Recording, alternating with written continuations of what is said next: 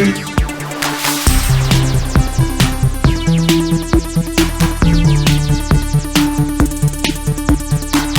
everyone, welcome to GameFace, episode 217 on Sifted Games at sifted.net. I'm Shane Satterfield, your host for the next couple hours as we spin you around the world of video games. We have one of the biggest video games of the year, possibly the generation we're going to talk about today. We're going to talk about The Last of Us Part 2. I'm sure all you guys have been grinding through that game the last couple days, and I'll be interested to see what you guys think in the chat today. Along with me today, I have Matt Kyle. What's going on, Matt?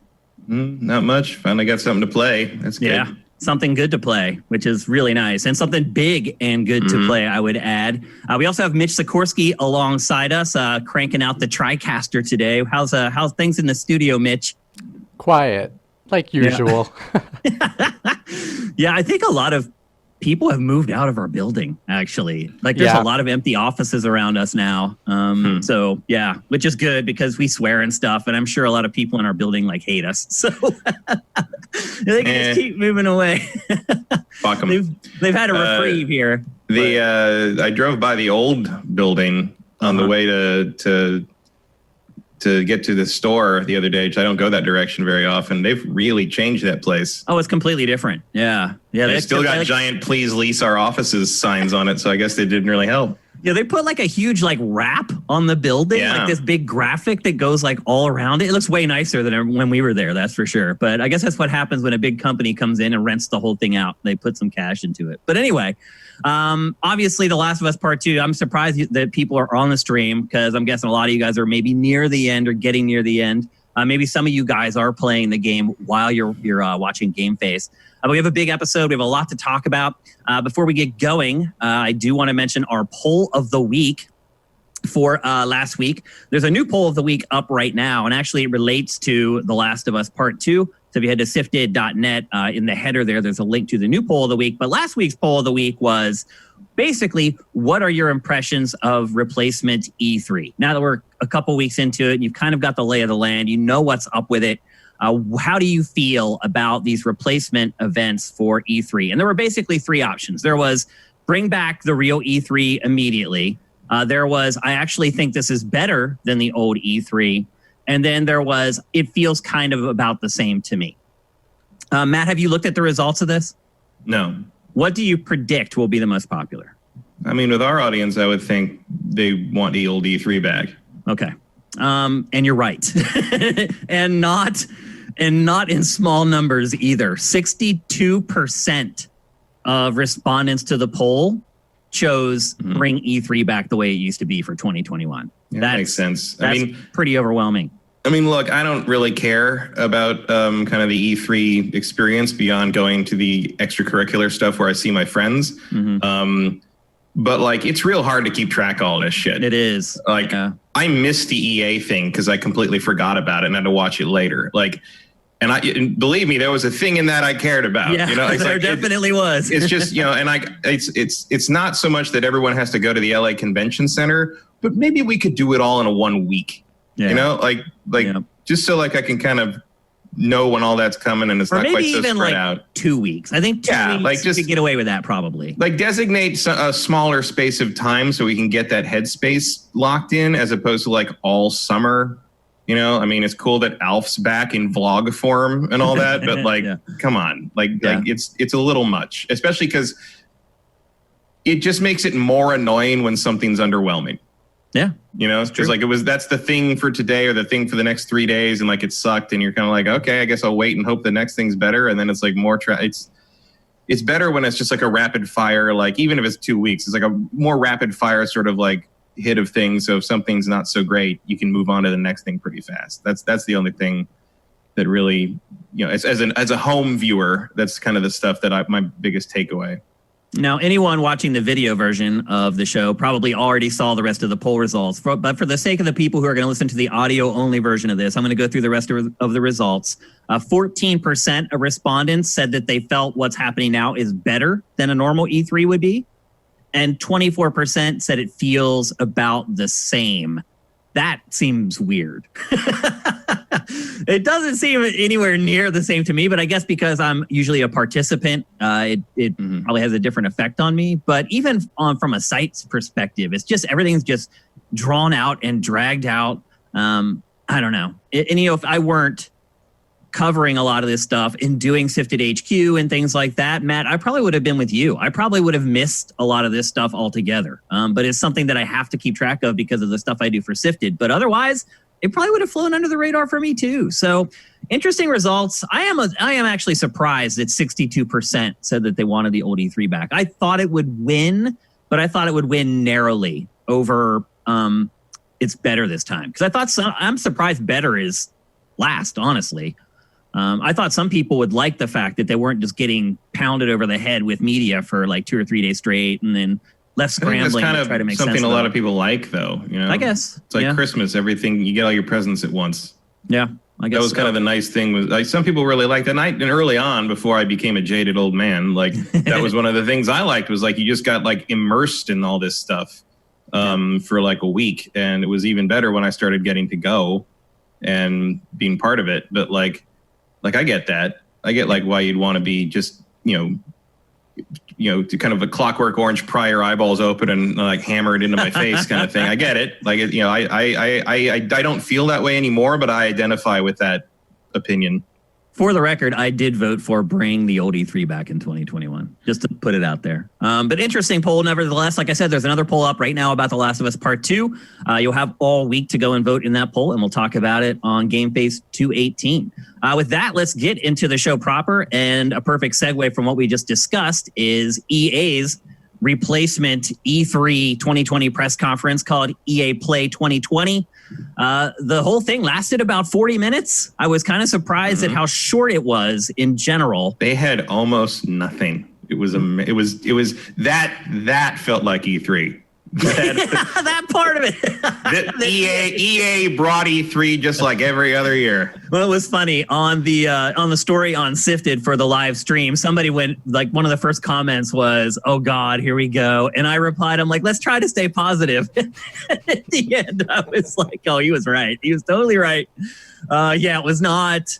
It definitely didn't blow the doors off the barn or anything, but they did make, I don't know, a handful of announcements, and we're going to talk about them. The first thing that they focus on, we're going to go in the order that they actually happened in the event. The first thing they talked about was Apex Legends. How do you feel about them leading their E3 2020 press conference with that? It's a bold strategy, Cotton. I think it was a sign of what was to come with the rest of the presentation. Like actually when I saw, because I didn't know anything about the conference because I missed it. And then I watched, because I was out, and when I remembered that I missed it, I pulled up the Squadrons thing on my phone to watch it, and then I didn't watch the rest of it till I got back. And when I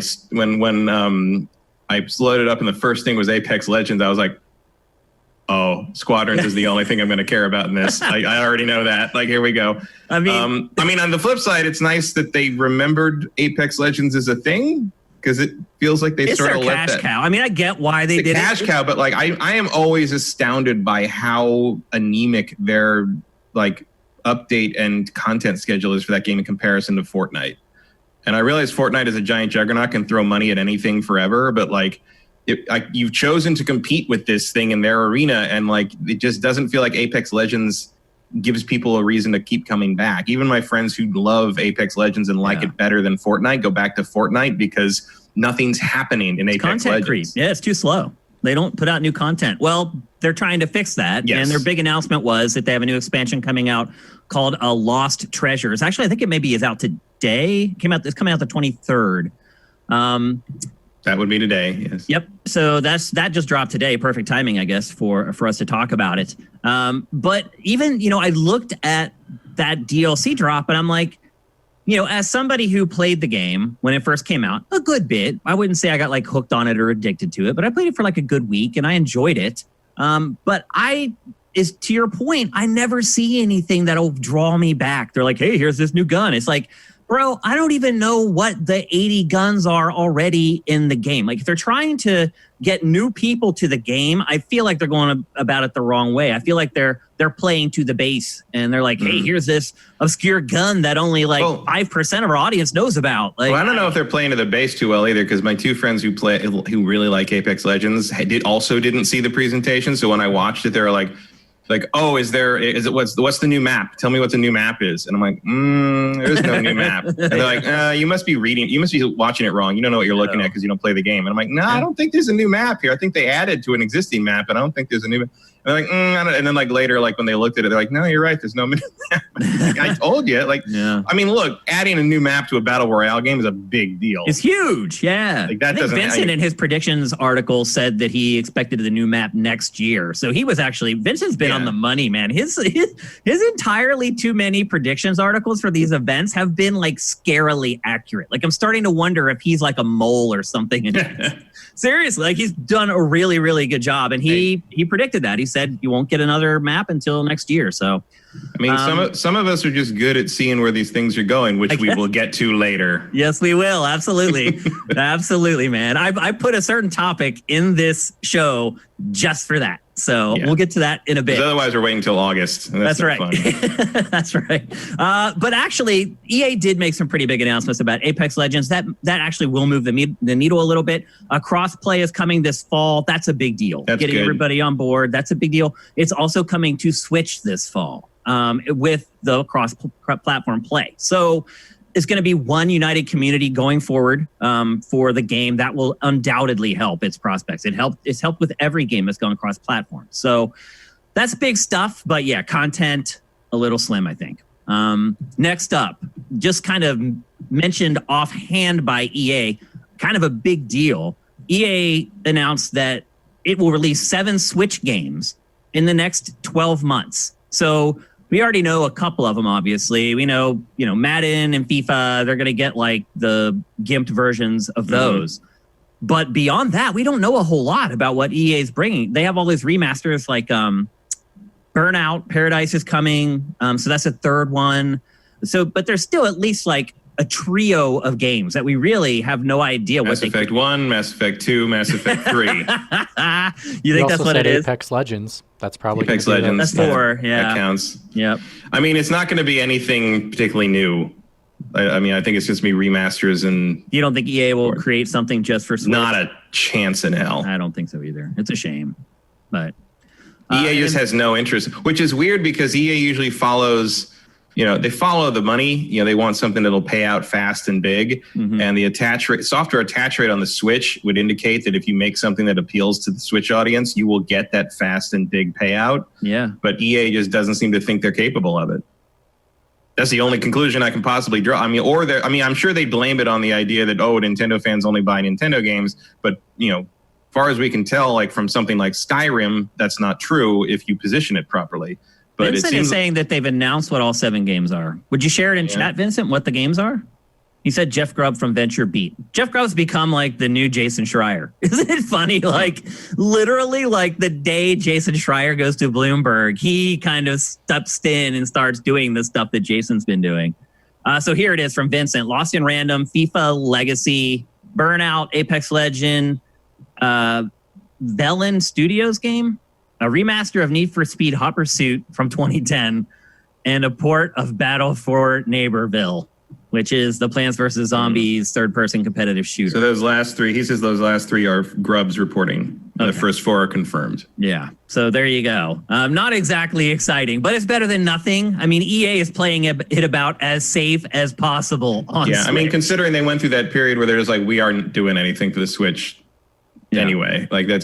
It's progress, I guess. At least, EA, at some point, EA had to acknowledge that, you can't ignore the platform Switch. That huge. It's stupid to ignore. It is. But I also EA, something must have changed internally at EA's in terms of strategy, because that plus putting all their stuff on Steam all of a sudden. Yeah, that's right. That's huge. It is. I actually got a couple things from that because I don't play with Origin. I have Origin periodically. I can't remember the last time I opened it. No. Well, the only reason I had Origin at all was because of Old Republic, and Old Republic doesn't need you to open Origin to play Old Republic, so I haven't opened that in years. But like, yeah, so I think I got actually Hot Pursuit on that because like I wanted to have it on PC and I prefer to have it on Steam, but like I don't know where that came from, and they've done a big rollout, like a periodic rollout. Like here's more. Cool. Like I think everyone's just starting to get what Pactor honestly has been talking about for a really long time, and that's that. Like everything should just be platform agnostic because the more just like let me give you money the way I want to give you money. Yeah, it's like the more platforms your product is on, the more money you can make. It's just like us getting our podcast distributed out to all these new podcast services. That could make a difference. More people are going to listen to the show, and then they're going to go to our Patreon.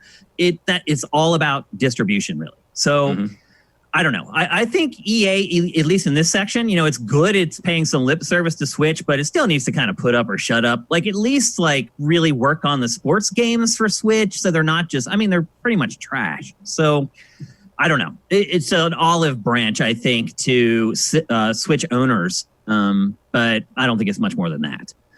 Next up, EA started talking about its indie imprint called EA Originals, and it showed a trio of basically indie games that EA is going to publish here in the near future. Now, one of these, or actually almost all of them, were known quantities before. We just hadn't really gotten looks at them. The first game is the next game from Joseph Fares, the F the Oscars guy. It's called It Takes Two. They didn't show much of this. In fact, the debut trailer for this was him. Like, are you sick of Joseph Fares yet, Matt? I don't know if I'd say sick of him. He never made an impression on me beyond like I probably don't want to hang out with him. I just feel like he's just reached a total saturation point. Like the first, and I don't think his saturation point was very high to begin with. It wasn't. Like I realize EA doesn't have a lot of personality internally, but like it doesn't. They're like leaning on him, like I don't know, like he's a luminary or something. And I just, like, cool, you said fuck the Oscars on an award show. Like, I don't, also like... That's all it took, apparently. Like, I like Brothers a lot, but like A Way Out was just snooze fest. Like, mediocre. Yeah. This looks better, but like, it's just, there's a lot of like ego on display from this dude that I don't know if it's particularly warranted. Yep. They showed his new game, kind of like after we cut out all the footage of him being demonstrative and acting crazy. I think there was 40 seconds, and I'm sure Mitch is figuring that out right now. That there's only 40 seconds for this game. We already finished it. I gotta play it again. Sure you did. Roll it again, man. So there was like 40 seconds of footage, and it wasn't even really the game. Like there was a couple short clips of the game. The rest was like concept art. Other than it being a cooperative game, which seems to be his thing. Yeah, that seems to definitely... Like, he is on a one-man quest to bring back couch co-op, which I can support. I just... It's an admirable cause. Yeah. Yeah, I just don't like... I don't know. Like, we've talked about Way Out before, and I just like... I can't imagine a way to make a game less interesting to me in terms of premise and presentation. Hopefully this one's better. Already, like even the little bit we saw is already more appealing to me. So I'd agree with that for sure. The next game that they discussed was called Lost in Random. This game was announced at E3 last year with just like a press release and some screens and a logo. And this was the first look that we actually got at it. It looks insane. I guess what do you think of the art style? I mean, I like it. Yeah, it's odd. I don't know what to think of it quite yet. It's like a cheap man's version of like Nightmare Before Christmas. Yeah, like I mean, it's got like a little Nightmares flavor to it a little bit, which is fine. Like I don't, it's better than doing more cell shading, but like, also a little bit of what was that graffiti game? Which one? Last year, Get Up, Mark Echo's. No, the magical one where the bullies. Oh, the one that came out like last year. Yeah, on PlayStation. You know what I'm talking about. I know what you're talking about. That's the main thing I thought of. Concrete Genie. Yeah, that's right. Concrete Genie. Yep. I mean, not as neon, but it had that sort of like grimy Oliver Twist look to it. And I will give it props because this is one of the few games that will use inanimate objects from board games as a playable character. So it can get in that genre with No One Can Stop Mr. Domino. Yeah, so it's not a crowded field. Very weird to have a die as one of the characters in the game. Obviously, the die ties into the concept of the game and the gameplay and all that kind of stuff. Also, thank you for using the correct singular of dice, right? Which I'm sure no one will do in the previews for the next year and call him a dice, and it's going to drive me crazy. But I do what I can, Kyle. Yeah. But it does look interesting. We've learned anything about these EA originals, though, it's like you really never know when they're going to come out. Unraveled took a long time to come out after we saw that at E3 when it was debuted. But then Unraveled 2 came out like very really fast. Yeah, it was really odd. It's like, oh, we got it now. We can just whip out another game in like 3 months or whatever. Mm-hmm. Pretty bizarre. And then the last thing that EA showed under the originals imprint was Rocket Arena, another game that was announced a long time ago. That was a game that was being basically published by its developer. EA picked it up to publish it. And I'll say this, that game looks pretty damn good. Like it's a rocket launcher only hero-based shooter. So you only can fire rockets. And I think that's a pretty cool concept. Rocket launchers, there were so many mods of that, like back in the old Quake and Unreal days. Yeah, and I love those mods. Yeah. I love playing matches. I'm pretty sure one of them was actually called Rocket Arena. It may have been, actually. I think you're right. I think you may be right. But maybe they didn't trademark it. So I'm pretty sure nobody trademarked the mod thing they made for Quake 3. Well, there also was a mode in Halo 3 you could do that too, because my friends loved that. We loved just playing with rockets. That was like so much fun. Yeah, in Halo 3 though, it was never a permanent thing on the playlist though. I remember it would show up. It was a custom setting you had to do. Yeah, it would show up every once in a while, and you could play it for like a couple days, and then it would go away. Yeah, we used to do that with we didn't do competitive online, but we did like our own private games, and we would made up a mode that was basically teams of 2. Everyone got a Warthog with rail guns, and then everyone only had rocket launchers if you got blown off your Warthog. So it just became an explosive nonsense match, and it was great. So this is a really fun way to play a shooter. Like when I saw this, I'm like, that's weird that no one's done this really officially before. And maybe they have, and I just haven't. But like, it's a good idea if I think for a little indie sort of like fun little game. Like I'm into it. I probably won't play it, but I'm into it. JM Rain, thank you for all the gift subs that you've given out. It's awesome. Thank you for subscribing with Twitch Prime. He's shared 50 emotes already. Axel F, thank you for Twitch Prime. I think I saw McWomble earlier. Subscribe with Twitch Prime. Thank you guys for all that stuff. What next? Matt.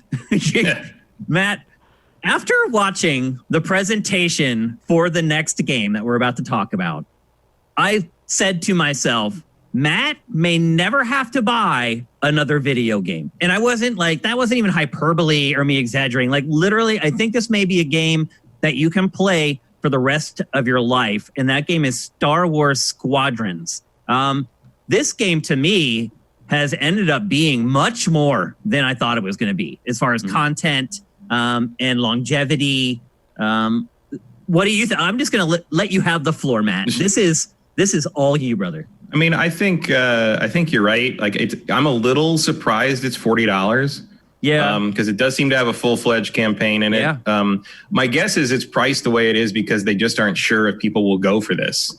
Like flight sims, and this is there's not a flight simulator, so exactly, but like it's a Wing Commander X-Wing style game that like just isn't made outside of niche PC gamer circles really anymore.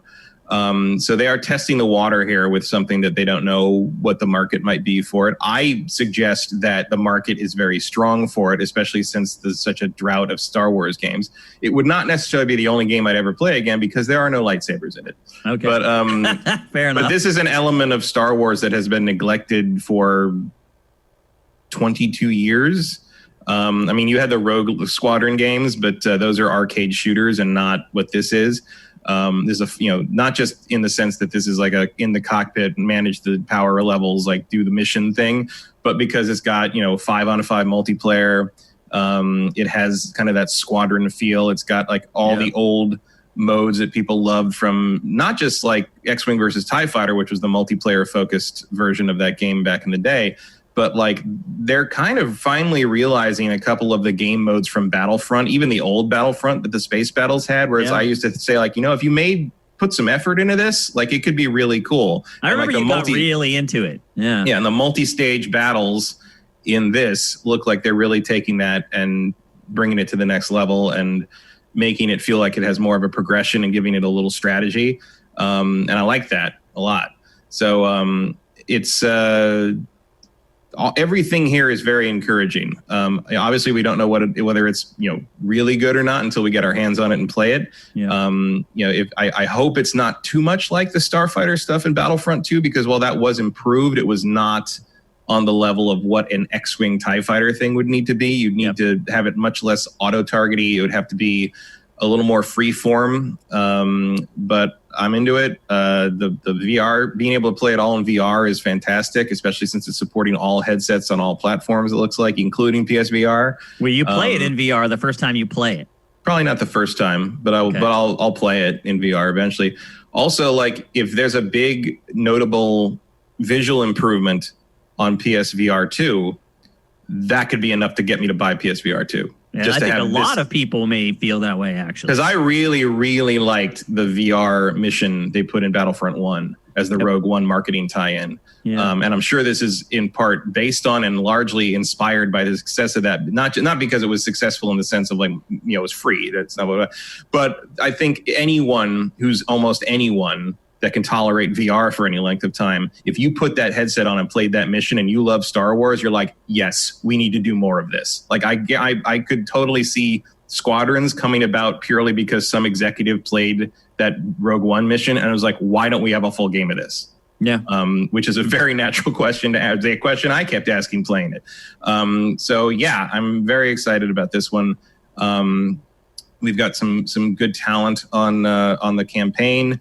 The campaign looks more robust than I thought it would. Me too. I'm surprised. So you can play as two, or wait, do you choose between two pilots or do you alternate between two throughout the campaign? I was having this discussion. I couldn't figure it out. I was having this discussion with my friend who's also very excited, and she couldn't figure it. She thought we're gonna, because she doesn't want to play the Empire. She only wants to play the Rebels. Uh-huh. And I'm not a fan of playing the totalitarian space fascists, but I do love flying TIE fighters. Right, so I do want to play the Empire.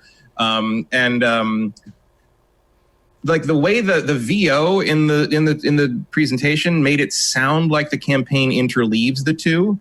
But the fact that they showed the screen where you pick between the two pilots would indicate to me that you pick one. At the very least, you're choosing where to start, I guess. Yeah, or maybe you play through from different perspectives, one from one side, one from the other. That would be my guess. Like you can play the Rebel side of things, and then because it does take place immediately after Return of the Jedi. So it is sort of a wild space situation. We don't really know exactly what happened in terms of like space combat after that in the new Disney canon.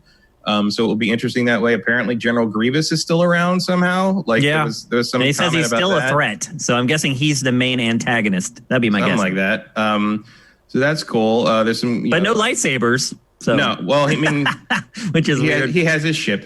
I mean, who knows? There might be a moment where he jumps out of the ship, lands on your ship, and starts cutting it apart or something. It would be cool if there were some kind of like finishers in the game where if you've already downed the opponent, you could fly up and then like quickly board the ship and maybe just slice like the nose cone off of it or something. Like they could do something cool with that. Well, nobody's a Jedi in this, so that's right. Yeah, I guess the best thing you could do is just like shoot them through like the cockpit or whatever. Yeah, this little John Woo Star Wars there, but it's. I mean, they'll try anything at this point, Matt. The old Jedi Starfighter stuff had something sort of like that, with the ability to finish people up with force powers from the cockpit. Yep. But I do see kind of the pedigree of X-Wing and TIE Fighter in this, but it's interesting to watch this footage because the old X-Wing and TIE Fighter games just didn't have anything as impactful as all the stuff that's happening in this. Because they were more sterile games. The tech wasn't there, and also like the idea of Star Wars being quite such a slam bang, huge. You couldn't do battles like that, not just in games, but in movies. Return of the Jedi. You couldn't even do it in films. The Battle of Endor and Return of the Jedi, I'm pretty sure, is still the most heavily composited film shots in the history of the medium. Especially because CG came along 10 years later, and you just didn't need to do that anymore. But like, So the way you see kind of like the footage in this of like the TIE bombers going over and just slamming those bombs into the Corvettes, and it's just like having a game that plays like TIE Fighter and X-Wing, but has that modern presentation is going to be crazy. Like my mind still can't fully wrap around it, and like that's pretty cool. So there are 8 ships. Any glaring omissions, Matt? Anything that you're like, oh, why doesn't it have this? What were the 8 ships? We had the 4 Rebel Starfighters. There's a TIE Reaper, the TIE Bomber, the Y-Wing, the A-Wing, obviously the X-Wing. I imagine there'll be a B-Wing. There's the U-Wing, which is the support ship, the equivalent of the TIE Reaper. There's a TIE Interceptor, obviously. Right. Yep. So probably the main omission, and it doesn't make canon sense to have it here, but it's a reference to the old games, is I'd love to see the TIE Defender. Which was the ship in the TIE Fighter expansion that was Thrawn's like pet project. It was basically cheating. And actually it came back. It was obviously out of canon when the Disney takeover happened, but it came back in the CG series Rebels because Dave Filoni is a giant nerd and he brings stuff back from old Star Wars all the time. So Thrawn in that series is working on the TIE Defender project as an alternative to the Death Star. And the TIE Defender in the old games was like, it had the firepower of a B-Wing, the speed of an A-Wing, the shields of a Y-Wing, and the maneuverability of an X-Wing. It was I can cheating. Understand why it wouldn't. Now, it doesn't have to be that powerful. And it would be cool to see them come up with a new Rebel fight. I mean, I could see this being like DLC or like an update later, like the secret weapons expansion or something. And like you bring in a TIE Defender and some kind of like, that would actually be a really good opportunity to bring in the E-Wing, which was an expanded universe only fighter for the Rebels. I guess they were the old New Republic by then. In the old comics, the Dark Empire comics, the E-Wings showed up, or the K-Wing, or things like that. You could do some really cool stuff, like kind of expanding out and bringing some old fan favorite ships back into the fold. But I think what they've got right now is about what it needs to be. Well, the other thing too is that there are 50 components that you can use to buff your ship. A lot of customization. Yeah. So actually, now that we kind of talk about, so we've got X-Wing, Y-Wing, A-Wing, U-Wing. And then we've got TIE Fighter, TIE Interceptor, TIE Bomber, TIE Reaper. So that's your 8 ships. Makes sense. 4 on each side. Yeah. I think I'm very interested. I'm very interested in the balance on this game because so it's a 5-on-5 squadron thing. So I think the dog fighting that starts a match is going to be 5-on-5 in the middle of the battle, and the second phase is more of a fleet battle. So there'll be AI ships flying around. You'll be less directly engaged. The thing I'm interested in is like in the old games, it took about 2 TIE Fighters to match an X-Wing, because the TIE Fighters don't have shields. Right. So I'm curious how they're going to balance 5-on-5 and how they'll make you want to play as a TIE Fighter ever. Yeah. Certainly based, because dogfighting multiplayer and dogfighting games typically is awful. It just turns into this like just chase, loop-de-loop. Fine. Like I remember Star Fox 64. Do you remember playing the multiplayer in that? Oh, yeah. It was absurd. But having 5-on-5 will guarantee that type of stuff isn't going to happen. So I'm glad that they're making a team-based. They may eventually release some kind of a free-for-all mode. I'm sure some people will like that. But there will not be, me. Sure. I'm also curious about, so the Reaper and the U-Wing are the support ships, the big, slower, more heavily armored ships. And I'm very interested to see how that works out. And actually, now that I think about it, since the B-Wing's not in this, the B-Wing would be the perfect companion to the TIE Defender if they did that as an expansion later. Yeah. But I'm interested to see how sort of support ships work in this, because that's a new wrinkle. And I'm assuming that like that will kind of smart support ship use will kind of be what gives like a TIE Fighter a chance against an X-Wing. And if anyone wants to play support, because that often becomes the problem in a lot of games, is finding the person who's willing to be the support character. Well, that's the trick, is they're going to have to make playing the U-Wing and the Reaper really fun. Like you have to make, or at least make you feel like support is not fun. I think that's why most people don't like it. But if other people. But if you're a big, they're gunships basically. Yeah. U-Wing and the Reaper are gunships. So if you can make them fun and formidable, like you might have something. Especially and especially as long as you're rewarding someone properly in the post match with XP or whatever. So that like that does make a big difference for sure. If it makes it so like playing as a support ship is a good way to progress, like that'll probably help some of it. That's a good point. I mean, look, I desperately want to play as a TIE Interceptor and an A-Wing, which are my 2 favorite starships in the entire series. But like, will I play a U-Wing and a Reaper if I get some cool stuff out of it? Absolutely. Sure. Then the final points about the game, it is, and this I want to hear how you feel about this, Matt. It is not a game as a service. And I think a lot of people just instinctively, when they hear that, they celebrate. They're like, it's not a game as a service, because it's kind of a dirty word at this point. But I'm wondering if maybe you would hope that this game would be a game as a service so that it actually continues longer. No, I think I prefer it the way it is, just because the game as a service does not guarantee longevity. It's true. It also makes it so, like, you know, like I think like we saw with Anthem, there's kind of, if it doesn't go well out of the gate, and I'm not saying this won't go well out of the gate, I think this game will do very well. Yeah. But like, if it doesn't go well out of the gate, you can kind of end up with this sort of limbo drought wasteland that like there's just nothing to do. And like, where they're like, we need to overhaul it, but it's going to take 18 months. Yeah. And you end up getting like so better this way. And also this way, the upgrades and the things you unlock can be more performance driven and not just like, because if you do game as a service, they're going to make it all cosmetic.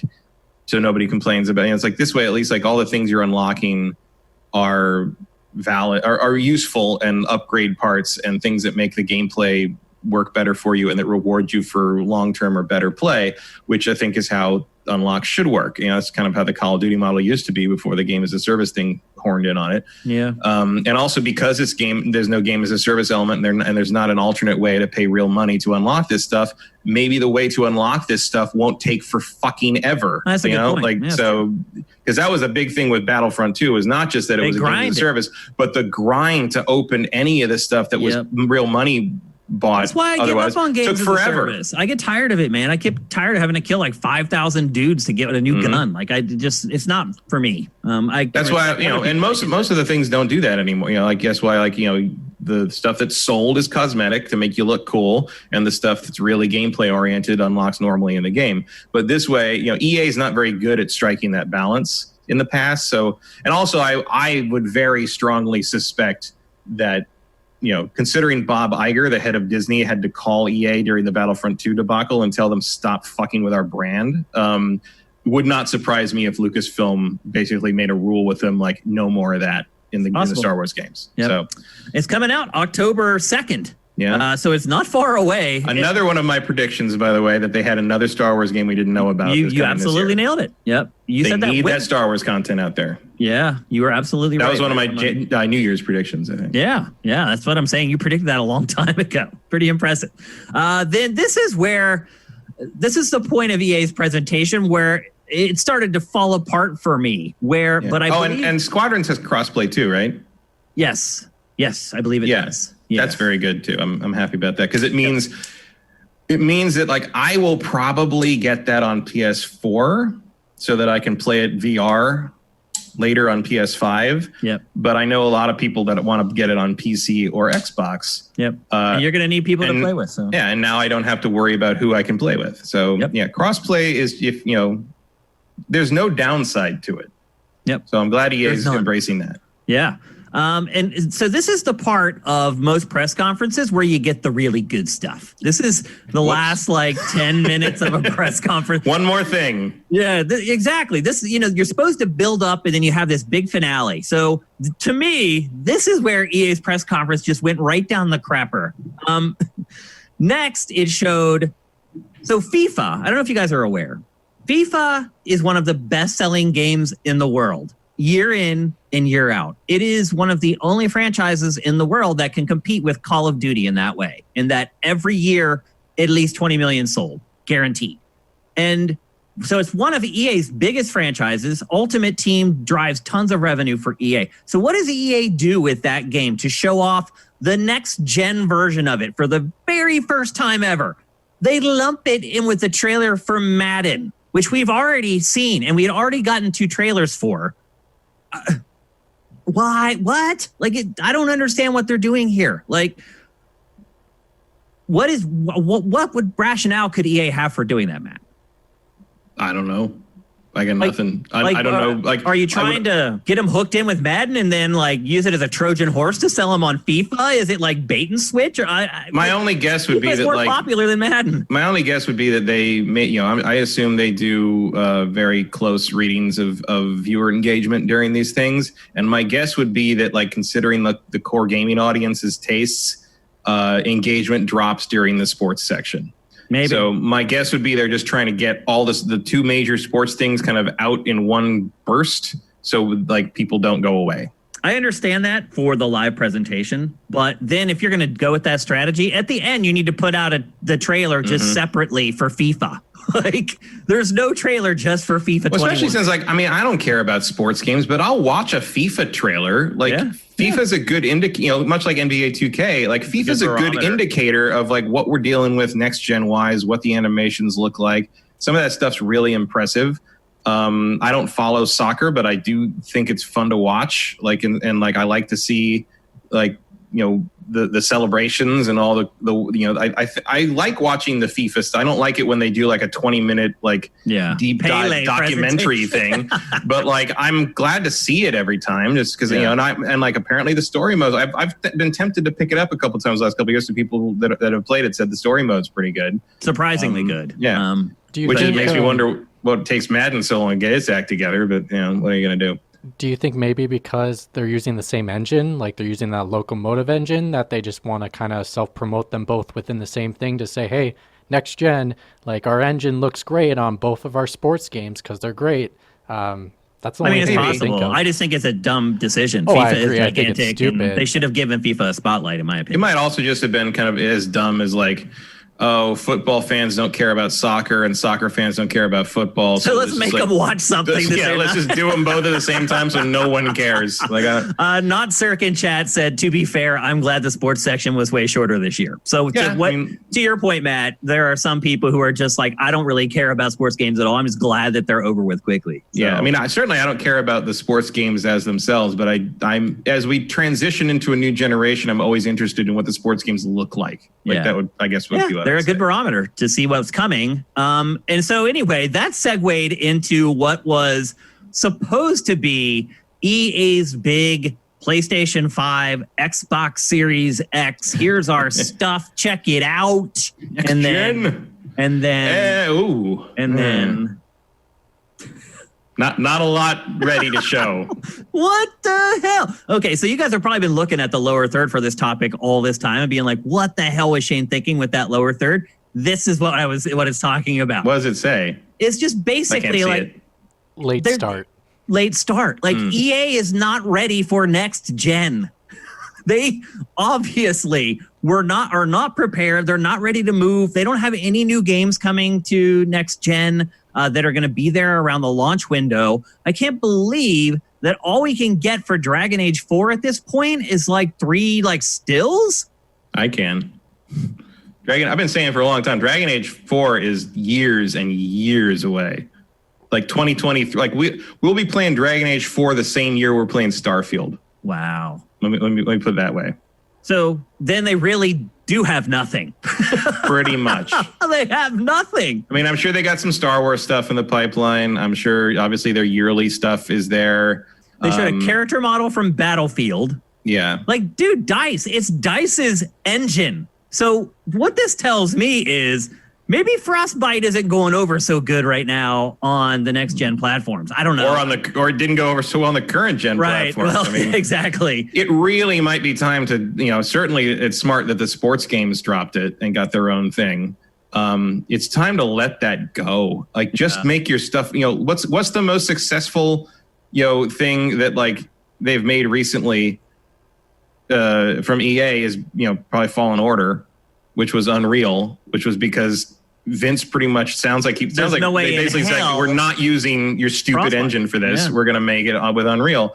Just use Unreal 5. Just like stop trying to do the internal engine. It doesn't work. Like, Frostbite was built to be a first person shooter engine, and that's pretty much all it does well. Yeah, and even that, it always maybe this is my. It works well for multiplayer shooter. Yeah, and like maybe this is my weird perspective on like just having used the Frostbite stuff too much, but like when you play a Frostbite engine game, doesn't it kind of feel like you're playing like on thin ice? Yes, like it feels like everything's cardboardy. Like the whole thing could just crumble apart at any minute. Yes, I agree with you 1,000%. Yes, I agree. And the campaigns built on Frostbite have all been abysmal.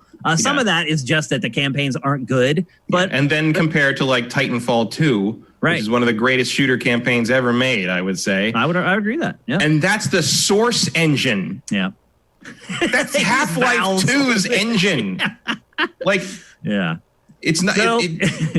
Anyway, they basically showed a couple stills, like moving stills from Dragon Age 4. They showed a character model from Battlefield, and they showed some vehicle renderings for presumably the next Need for Speed.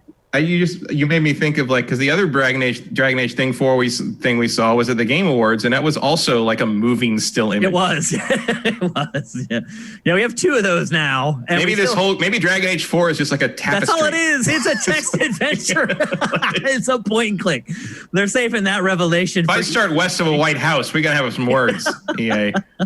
Well, I'll say this: that whole next gen presentation was the worst next gen presentation I've seen so far. So.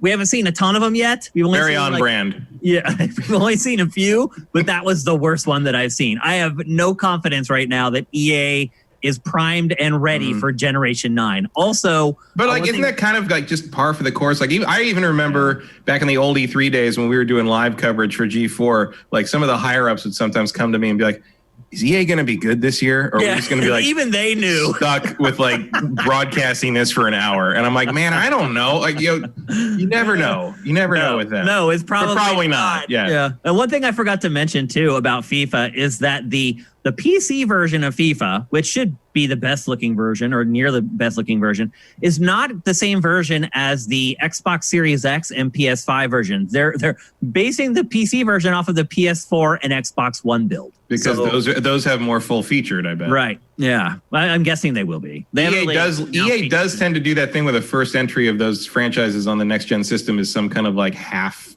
Oh yeah, they have half the modes typically. They generally don't have any new features as far as gameplay improvements and things like that. They basically are like, there's Madden, it works, and all the teams are in there, all the players are in there, have fun.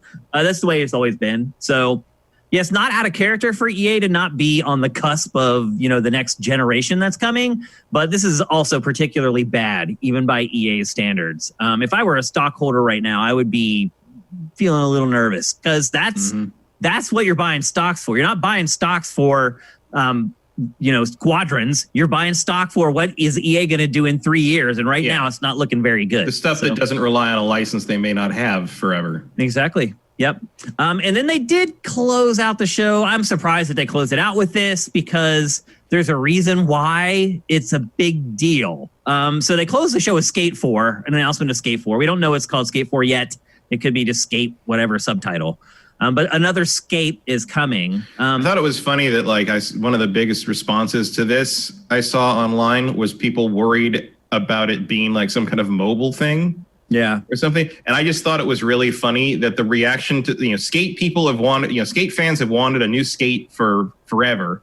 And I mean, they even say in this, your internet comments made this happen. Yeah. And the fan base for this had the exact same reaction that I had to Squadrons leaking. Was this better not be stupid. Yeah. When that's the first response people have to both your skateboarding game and your Star Wars Starfighter game, EA, you got an image problem. Yep. Just saying. Absolutely. So I'm, as a former skater, I guess I would still call myself a skater. I skate sometimes. I don't really do tricks anymore, but I use it as transportation sometimes. Am I excited about it? Yeah. I mean, the other part of it too is that, they basically admitted that they haven't even started the game yet. So it's a long ways away. I am surprised that they closed their press conference with this. I kind of get it because it was driven by EA's community, but the fact that EA didn't want to publish a new game in the series until fans freaked out about it kind of shows you that they're not all that committed to it. I don't know. It just seemed weird.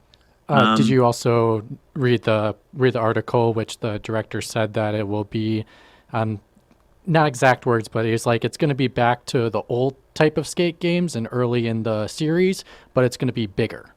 Yeah. Yeah, that was pretty much the only thing they really said about it. They're it'll be like the old Skate, but bigger, which I think we all probably could have guessed, honestly. Well, it did go through progression throughout its time. The camera change is very dramatic between Skate 1 and Skate 3. Yeah. I'm not saying that they didn't do anything to the game. But sure. I just think we assume that the next game in any franchise is always going to be bigger than the one that comes before, or otherwise you're probably not doing a good job. Right. I think the bigger news is that it's going backwards in regards to what the original was like, because I think that's what was the most appealing part about that one compared to Tony Hawk. Yep. It's what made it different from Tony Hawk, for sure.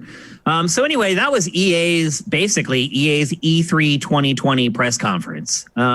Even by EA standards, which are pretty low, I would say that was bad. I didn't not tops. I didn't come away from that excited about anything but Squadrons. Yeah, if Squadrons hadn't been there, like, what a bust. What a bust it would have been. So my letter grade for this is like D+. Yeah, what about you, man? I'd say D+. If Squadrons hadn't been there, I'd say F. Yeah. What about you, Mitch? I'll give it a C-. I liked a couple of the indie games, but besides that, I'm pretty much with you guys. It was a little lackluster. Yep. There's always next year. I feel like I've been saying that about EA for literally like 24 years. Yep. Hilarious. Okay, let's move on. We're going to talk next about the revival of a marsupial. We're going to talk about Crash Bandicoot 4. Things that should have stayed dead. Crash Bandicoot 4, it's about time. Brand new game coming in the franchise. The first real new game in the Crash franchise in like a decade. At least. It's when been was Crash 3? Yeah, it's been over a decade for sure. Crash Warped, that at least 10 years, because that came out when I was in middle school. Yeah, it's been a long freaking time. So finally a new game is coming. Obviously, Crash Warped came out in 1998. Wow. Oh, wait. Yeah, elementary school. I was right. Never mind. Whoa. Holy crap. So this has been a long time years. Coming. Do you think this ever would have happened if it weren't for the crazy success of Insane Trilogy? No. That's absolutely why this is happening. Yeah, it revived the franchise. It's alive thanks to a remake of old games that I thought sucked when they came out. So I loved them as a kid. They were my favorite to play. Yeah, I could see that. Like I was an adult already when they came out. So yeah, I think if you're a kid, it helped. Just like if you're a kid and you had Crash Bandicoot games, you didn't know better. Yeah. Well, plus they're a little easier to understand than a truly like open 3D platformer. They're kind of. I'm sorry, but we were told by Jason Rubin that Crash Bandicoot was more 3D than Mario 64 could ever dream of being. Well, I think the biggest thing for me, that's one of those though, quotes that has not aged well. Well, the biggest thing for me, though, when I was a kid, it came with the jam pack, and it had that staple sequence where Crash is running towards the camera. Yeah. And I think that was just so iconic and in so many ways. And for as a kid to see that made you excited to play it. So I think that made me stop playing it. I hate those sequences. That's the worst part. It's like, hey, you know what if you had a platforming sequence where you can't see where you're going? Like, what the hell is that? Like, I get like it's Jurassic Park all over again. You spend so much time figuring out if you could. You never stop to think if you should. And then in Uncharted 4, they even make fun of it, where Nate can't play it because he's running at the can. He's like, I can't even see what I'm doing. I'm like, yes, thank you, Naughty Dog. Well, the crazy part about it is that this one also has those run towards the screen sections. I think they're just going to have them. I think Mitch is right. Like they are iconic. Like they are. I mean, that's sort of like. It's a shitty thing, but it is identified with the Crash franchise. Like it's like, even if it's just because no one else is dumb enough to do it, that still counts as a trademark element. So yeah, it's going to be there. I mean, I will never, ever play this game. Really? So have you watched the trailer? Because what I was going to say next is that it actually is a lot different. It's way more open. It is more of like a 3D platformer this time. I just physically despise the Crash Bandicoot character. Like I don't like looking at him. I don't really have an affinity for him, but I'm a sucker for a good 3D platformer. So I think the new design, like the new design for him is much better. It's a big improvement over the old style. How do you guys feel about that? He looks a lot different, and I think it looks a lot better. I still hate him, but I think it looks better. Like it. I don't like it. I'm not a fan of the look. And the one other thing I've noticed in this trailer, he's really floaty. And I liked how grounded, how much weight Crash had when he jumped. It's why I love Melee the most of all the Super Smash Bros. Because the characters have a lot of weight to them, so it's not as floaty. And this is the only thing that is making me nervous about this game. Is it? I think of Crash and I think of floaty. Yeah, like I never really thought it had solid platform. No, like that's one of the reasons I didn't like the PlayStation 1 games. Was I thought they were floaty and weird. Heavy. But we're just watching too. I mean, you don't really know until you actually have the controller in your hand. I try to give games the benefit of the doubt. Also, it's a little unfortunate that it has thematically some similarities to what Ratchet Rift Apart is doing, because like it's a time shifting thing. Yeah. Like, I mean, Ratchet's going to just mop the floor with this game. Yeah. But like, I don't know. Like life's too short. Unfortunate timing for sure. Life's too short to play this game, as far as I'm concerned. But I do like the masks. I'm not doing it. I will say the mask feature is interesting, and I think it's something that should have been done with the series a long time ago. But now that it does make sense within the confines of the IP, for sure. I mean, why not? They've had masks in the game for forever, and they never came up with the idea until now for some reason. And Naughty Dog didn't do it. They couldn't come up with it. Now that it's in another developer's hands, it's starting to have some unique ideas. But it looks like a pretty stock barrel 3D platformer, but I'd rather have that than the old style of Crash. It does have like side-scrolling sections and the sections where you run at the screen. So I think fans, hopefully there's enough of those there to keep them happy. But I think the franchise needs to move forward in this new direction. And I think if it's going to last past this thing that was created because of the revival of the old games, then it's going to have to evolve. It can't just be those old games over and over again. So I think they're making the right decision on what they're doing and the direction that they're going in for the franchise. But the proof will ultimately be in the pudding, particularly with the 3D platformer, where so much is dependent upon how it actually feels to play. I mean, I would like it if it was successful and that led to more 3D platformers like this getting made. Yeah. With characters that I don't hate, physically despise, but like like I get a new like Spyro game or something like that would be cool. Yeah. It's possible. It could happen. You're right. We'll see. I mean, and like if it was, it's not like I'm not open to this sort of genre. Like I tried to like Yooka-Laylee. It just didn't happen. Wasn't very good. I mean, that's just the bottom line. This at least looks way more dynamic than anything Yooka-Laylee has to offer. Like, Yooka-Laylee felt like it could have been made on the N64, with the exception of the graphical fidelity. Yeah. Whereas, like, in terms of game design, whereas this clearly is, a modern game. Like just watching the trailer. It's doing stuff with like the hard drive and things like that you couldn't even hope to pull off back then. So but you're right. Yooka-Laylee was just kind of a paint by the numbers 3D platformer, but it was the studio's first game. So second game to me will be really telling for Playtonic. We'll see what they're really made of because they've got a lot of feedback. They went through the process of making a game on their own. No excuses now. So we'll see. But anyway, that's Crash Bandicoot 4. It's about time. Looks pretty good to me. Is it coming by the end of the year? I should have put the release date. October 2nd. Yeah. How crazy is they announced it and it's coming out 4 months later?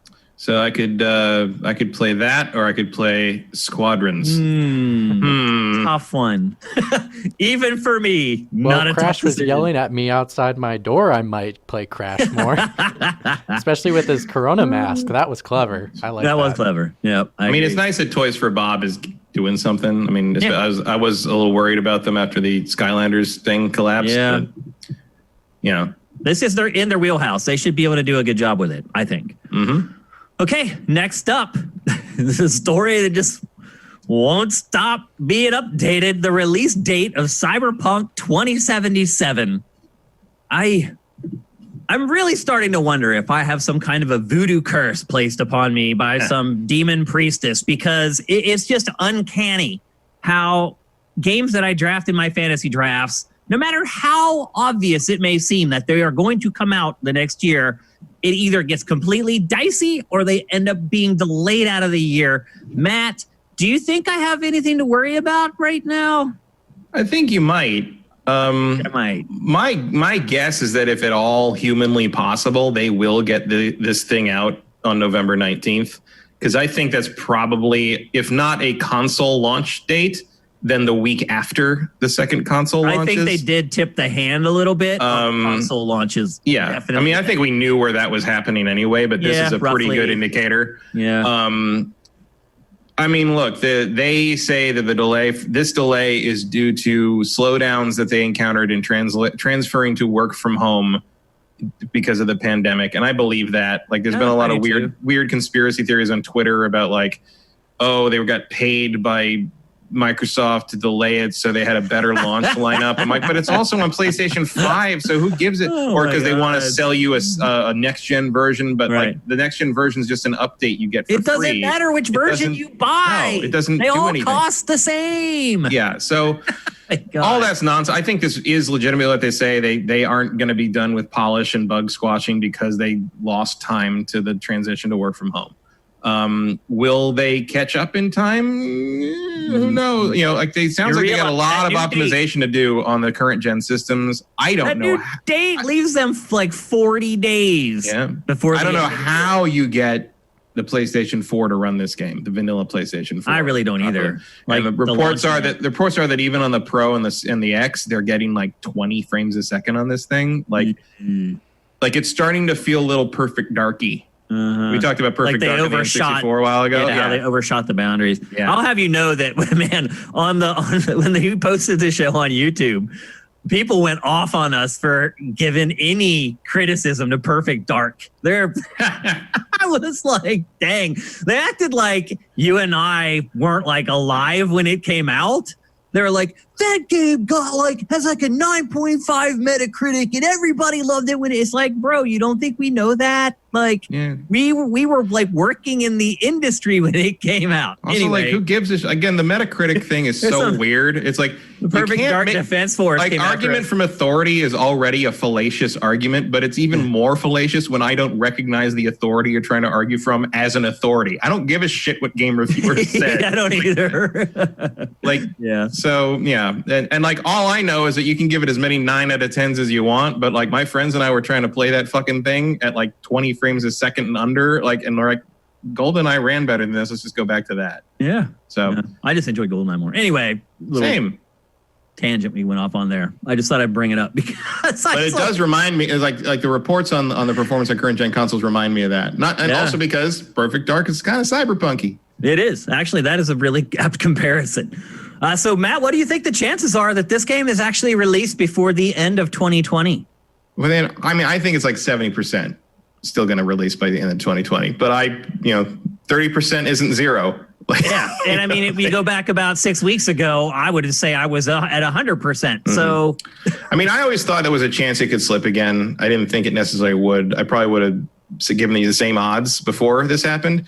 And look, they can slip it to as far as March and not lose the fiscal year. Right. So, I know. I'm well aware. You're right to be worried. I'm well aware. But I think they really do want the holiday sales on this thing, and I think it would be a very good attach rate, since you're not going to have people buying it for current gen in September. I think you're talking about a pretty solid launch console pickup option here. Like, I feel like you're going to get a lot of good sales from people buying a console and saying, hey, it runs better on this. It works on this by default. Like, this is how I want to experience this game. I've seen a ton of people on Twitter and forums and stuff saying like, well, now I'll play it on my PS5 because I don't have to wait. Because people are like, oh, do I want to wait and not play it for 3 months, or do I want to like that? And now that decision's been taken out of people's hands, so I think it's going to be okay for them. But I really feel like they want this thing out alongside the console launch hype, and they don't want to have to delay to next year. But if you got to delay next year, you got to delay next year. Like, there's Matt, let me ask you this: do you think it's possible that we get the PlayStation 5 and Xbox Series X versions this year, and then last gen versions delayed into next year? No, because I think they're the same thing. So you don't think that the problems that they're having getting it to run on PS4 and Xbox One wouldn't be remedied by running it on PS5 and Series X? I mean, I think it will be to some degree, but like the sales numbers are on the current gen systems. Like, you can't, like, you're cutting your revenue down to nothing by not putting it out on the systems that have 100 million install base. But I mean, if they're just not done, my question really is, would you release those versions before the other versions if those versions aren't done? No, I would not. Okay. Definitely not, because you're just setting everyone who doesn't have a next gen system up for disappointment and giving them a reason to wait until they can afford a next gen system to buy your game. Like, I don't think you want to put the lesser version out later. I'll say this isn't a Switch port. Killer app. Like, to your point, It would be a killer app. If you had to buy a next-gen console to play it, absolutely. But also, I don't think that Microsoft and Sony would be very, very. I just don't think that's a thing because I don't think they're two different SKUs. I don't think they're two different programs. Yeah. I think the thing on the disc is the same thing. I agree with that, but one is going to run better on one piece of hardware than the other. Right, but what I'm saying is I don't think you can release it separately. Like I feel like the way I feel like the way this works. No, I think literally the way this works, and I'm sure they could put a disc, whatever on it. But I think it's entirely feasible that the only difference is the branding on the box. And like I would definitely say that like when they put it out, it'll say like PS4 and PS5 on it. And like theoretically, if you took the disc out of the package and put it into a PS4, even if it said PS5 on the package, I bet it would still run. Yeah, I agree with you. I think it's the same game. I agree with you. Game. I think 70% is about right. I wish it were higher. I really wish it were higher, but I mean, this would be kind of historic. Just not only is it your first pick for the draft, it was the first pick. Oh, I know. Well, this has happened to me over and over, Matt. Over and over. I mean, it was slated to come out in April. I know. Like I know. It was a safe pick in January. I know. Oh, so that's amazing. Mitch, what about you, man? What do you think the percentage is that this sucker comes out in 2020? I want to say 80, and I'm going to say that. So you're a little more optimistic than us. That's good. I'm not. Yeah, I'm optimistic, but he's young. He has hope in his eyes. No, I mean for me, all hope has not died yet. Having this being delayed more and more is actually worse. I think it's really bad. For the game, you mean? For the game I think for the game, because we've talked about. I mean, I've talked about my experience with The Witcher 3 and how broken that game was 3 years after it released on a PlayStation 4 Pro. Yeah, and they use the words of "we don't release games unless we think they're ready." So if a broken game is ready, I feel confident that they'll still release it, even if it's not working 100%, because they have the track record. They've done to it prove before. That. Exactly. I mean, some of their games are almost unplayable nowadays. At launch, some of them are borderline. So, so I don't have as much confidence in CD Projekt Red as many other people do. So you're saying that you don't have faith in their quality assurance. Exactly. And we think that they care more about the quality of their launch products than they really do. Exactly. Yeah. And I don't think, and it's going to take a really good game to convince me that this is going to be a good game, because I'm, in my mind at the moment, they're not on a pedestal. They're because of the delays. Studio. You feel like you're nervous about it? I'm nervous that it's going to be just as broken as the other games, and I think they're going to release it regardless, because according to their words, they release games when they're ready, and if a broken game is ready, clearly that's their pedigree they set. So I think the thing about that is that The Witcher 3 on PS4 did have problems, but the trick is that like sometimes these things you can't know until you get millions of people testing them. Yeah. Right, especially when the game is big and complex. That's my issue. Yeah. Like, I understand. See, I don't know what you mean. Something was running into an issue, but 3 years later, I still had characters disappearing on a screen where I just see their swords on their back. My horse gets stuck on different areas. It was literally like doing yoga sideways on a cliff, and I couldn't get off of it. The game crashed 4 times on me. Like, on my Twitter, I put every single thing I ran into an issue, and it ruined this game for me. So I think you're just having Shane luck with this game. Right. I am like a bug magnet in games. I have played The Witcher 100% completion on all 3 platforms and never run into anything like what you're talking about. I played it on PS4. I've had many people reach out to me to say they ran into similar bugs. So I've certainly run into bugs on it. I've fallen into the world a couple. I mean, it's a huge open world game. I mean, look how many times they ported Skyrim and it still has all the same damn bugs. You know, like. But that's the thing about these games. Huge games just have that as a pitfall. You know? But see, that's the thing is like, because these games are so open-ended and they're so gigantic, people can play them in such completely different ways. That Mitch, you will have bugs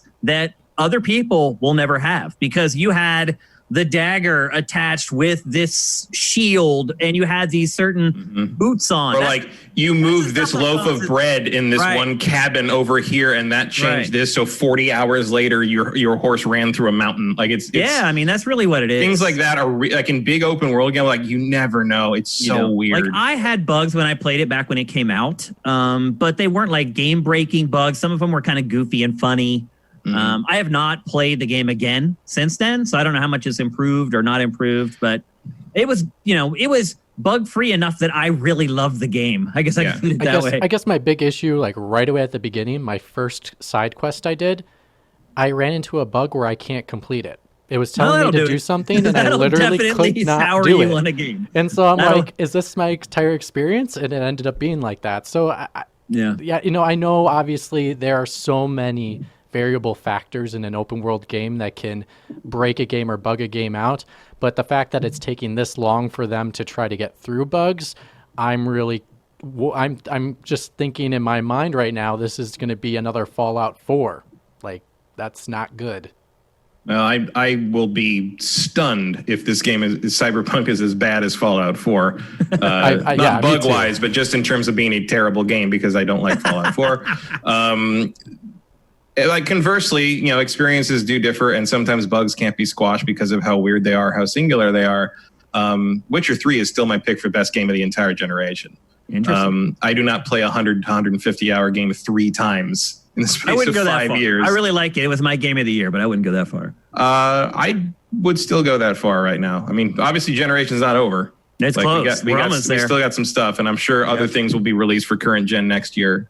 You may have just broken some hearts with your comment, knowing what game we're going to be talking about a bit later. Yeah, well, I'm not done with that one either yet. That's true. That's a good point. So anyway, Cyberpunk 2077, right now, November 19th. That leaves 42 days for it to come out before it won't make it to the end of 2020. I'm not alone, by the way. If you look at the Sifted Fantasy Challenge, you guys should all go check out the updates for that, by the way. We had that up in the header for a couple days last week for you guys to see where you're standing right now. But I'm not alone. Like pretty much every single person in the Sifted Fantasy Challenge picked Cyberpunk. So it's going to burn us all. Their list. So what'd you say? And you're right. It's like one or two on their list. So they're going to get screwed like myself. Everyone's going to get burned by it if it doesn't make it out this year. I'm really more concerned about playing it. Like I want to play the game. If I lose the Fantasy League to Matt, I mean, it's happened so many times this way already. Like it doesn't matter. Although I don't know, that might be the only way. That might be the only way you lose it to me. Yeah, it would take something like that. I think at this point, I would have to lose like my top game, and then my stand-in would have to do pretty. Is that 1, 2, 3? At least 3 of my games are not coming out this year. Geez. So you're going to get a 0 for one game. I think Dying Light, Psychonauts 2, and Kerbal Space Program 2 are not coming out this year. I don't know, man. I mean, the first one I don't think so, but I think the other 2 might. I don't think so. Kerbal Space Program 2 has some massive internal problems. I found out about. So I was reading about some stuff with that. And they changed ownership or something. Like it is a bunch of stuff that could definitely drop it out. We don't know anything about Watch Dogs Legion right now. That could be next spring for all we know. That's one of my alternates. And then Sports Story, which I thought was a shoe-in because if it's a Nintendo release, like the Golf Story sequel. What happened to that game? Yeah, I haven't seen anything from it for a while. I don't know. And this is like E3 season. You'd think you get like a new trailer or something, right? Yeah. No. All right, let's move on. We're going to talk next about an obscure N64 franchise. And it is an N64 franchise because they never released a sequel after it came out for the N64. That franchise is Pokemon Snap. It is Pokemon Snap for N64 is I would want to call it a photography sim because it's certainly not a simulation. But basically, it's like a theme park ride. Yeah, you basically ride around on a ride through these environments and snap pictures of Pokemon in their native environments. And then you get rated based upon how well it's framed and what they're doing. Like part of it is to try to figure out, when you take the photo of them doing very specific things. Yeah. If you've ever been on one of those like amusement park rides, like Buzz Lightyear's Astro Blasters or the Men in Black ride or something. Pirates of the Caribbean. With the because I'm talking about I'm talking about the ones with the guns. Oh, like where you're using a zapper to shoot. So it's like that, except you have a camera instead of a gun. Yeah, it's basically what you're doing. Yeah. Sneaky Charlotte Snake says it's a safari, which is technically what they do call it. You're on like safari, and you're. In fact, I think that was the original title.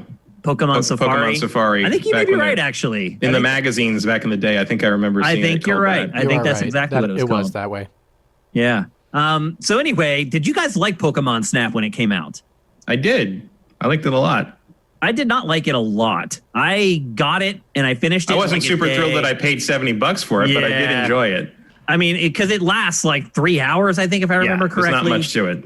Well, as a little kid that was like playing Pokemon, that was like right when Pokemon started to come into my life. Like I had the old block Game Boy black and white thing, and that's how I got into Pokemon. And Pokemon Snap or Pokemon Stadium, those were the two we would switch out to when we were kids all the time. It was so much fun.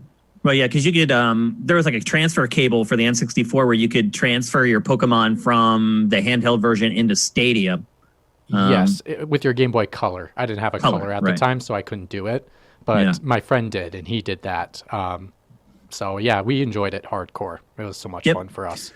Snap myself, I mean, I thought it was okay. I thought it was an interesting concept, kind of poorly executed, if that makes sense. And we have not got a sequel. I mean, it came out like, I don't know, 22 years ago, maybe? Was it 98 it came out? I don't remember. I want to say it was 99. Yeah. So it's over 20 years old. We haven't got a sequel to it yet, probably for a reason. But I think the reason this time is that I just think Nintendo's just starting to run out of IP.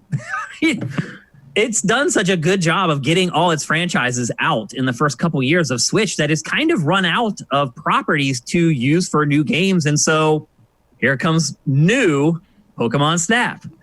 Also, Pokemon is already proven, especially on the Switch, to be a reliable go-to. Oh, yeah. So pumping out. Revive anything. I mean, look how much. There's a fucking cafe game coming out. Like, this is nonsense. They are really starting to milk Pokemon for all it's worth. I mean, I get it. And then they're taking that milk and putting it in an espresso. They are. It is bizarre, but like I'm sure it'll work. I'm sure it'll be successful. It does. It seems like it's a license to print money. Anything they do with Pokemon, people just gravitate towards it. At the very least, you're going to get the young crowd. I mean, that's base level. And whether it manages to snare older players like us or not, that seems to be a case-by-case basis. But the kids are all in on everything Pokemon. So I can't blame Nintendo for doing it, but I couldn't even keep up with it anymore. Like, there's all these little like indie-style games coming out, these little mobile apps. It's becoming really confusing. I'm sure Pokemaniacs are all over it. I'm not one of those people, and I'm starting to get lost in the mosh a little bit. But this obviously is something that's far more unique. I don't know that there was a lot of fan outcry for a sequel to Pokemon Snap ever. I think there was a fair amount of it. Like it wasn't like top of the list, but in terms of like the spin-off stuff, Pokemon Snap was pretty popular with, because part of it, I mean, I think Mitch alluded to it a little bit, but like back in 99 when this thing came out, and this was part of the appeal for me too, and I was 23 when this game came out, it was seeing the Pokemon in Safari is in 3D, but also in their natural habitat. You know, it's like getting to see what they do and how big they are, and kind of like, you know, all that. It was actually just getting to see Pokemon for the first time in 3D, really. It was cool. You can see the scale of them, like how big is like a Charizard versus a Squirtle. And you have that in like the animated series, the anime and all that, but like just seeing it, it was huge 3D and doing that was cool. I mean, that's when it was exploding, you know, that's when Pokemon was really just becoming gigantic. Like you say, the concept was good, the execution was flawed, but there were some cool ideas where like you could throw the balls and like cause like little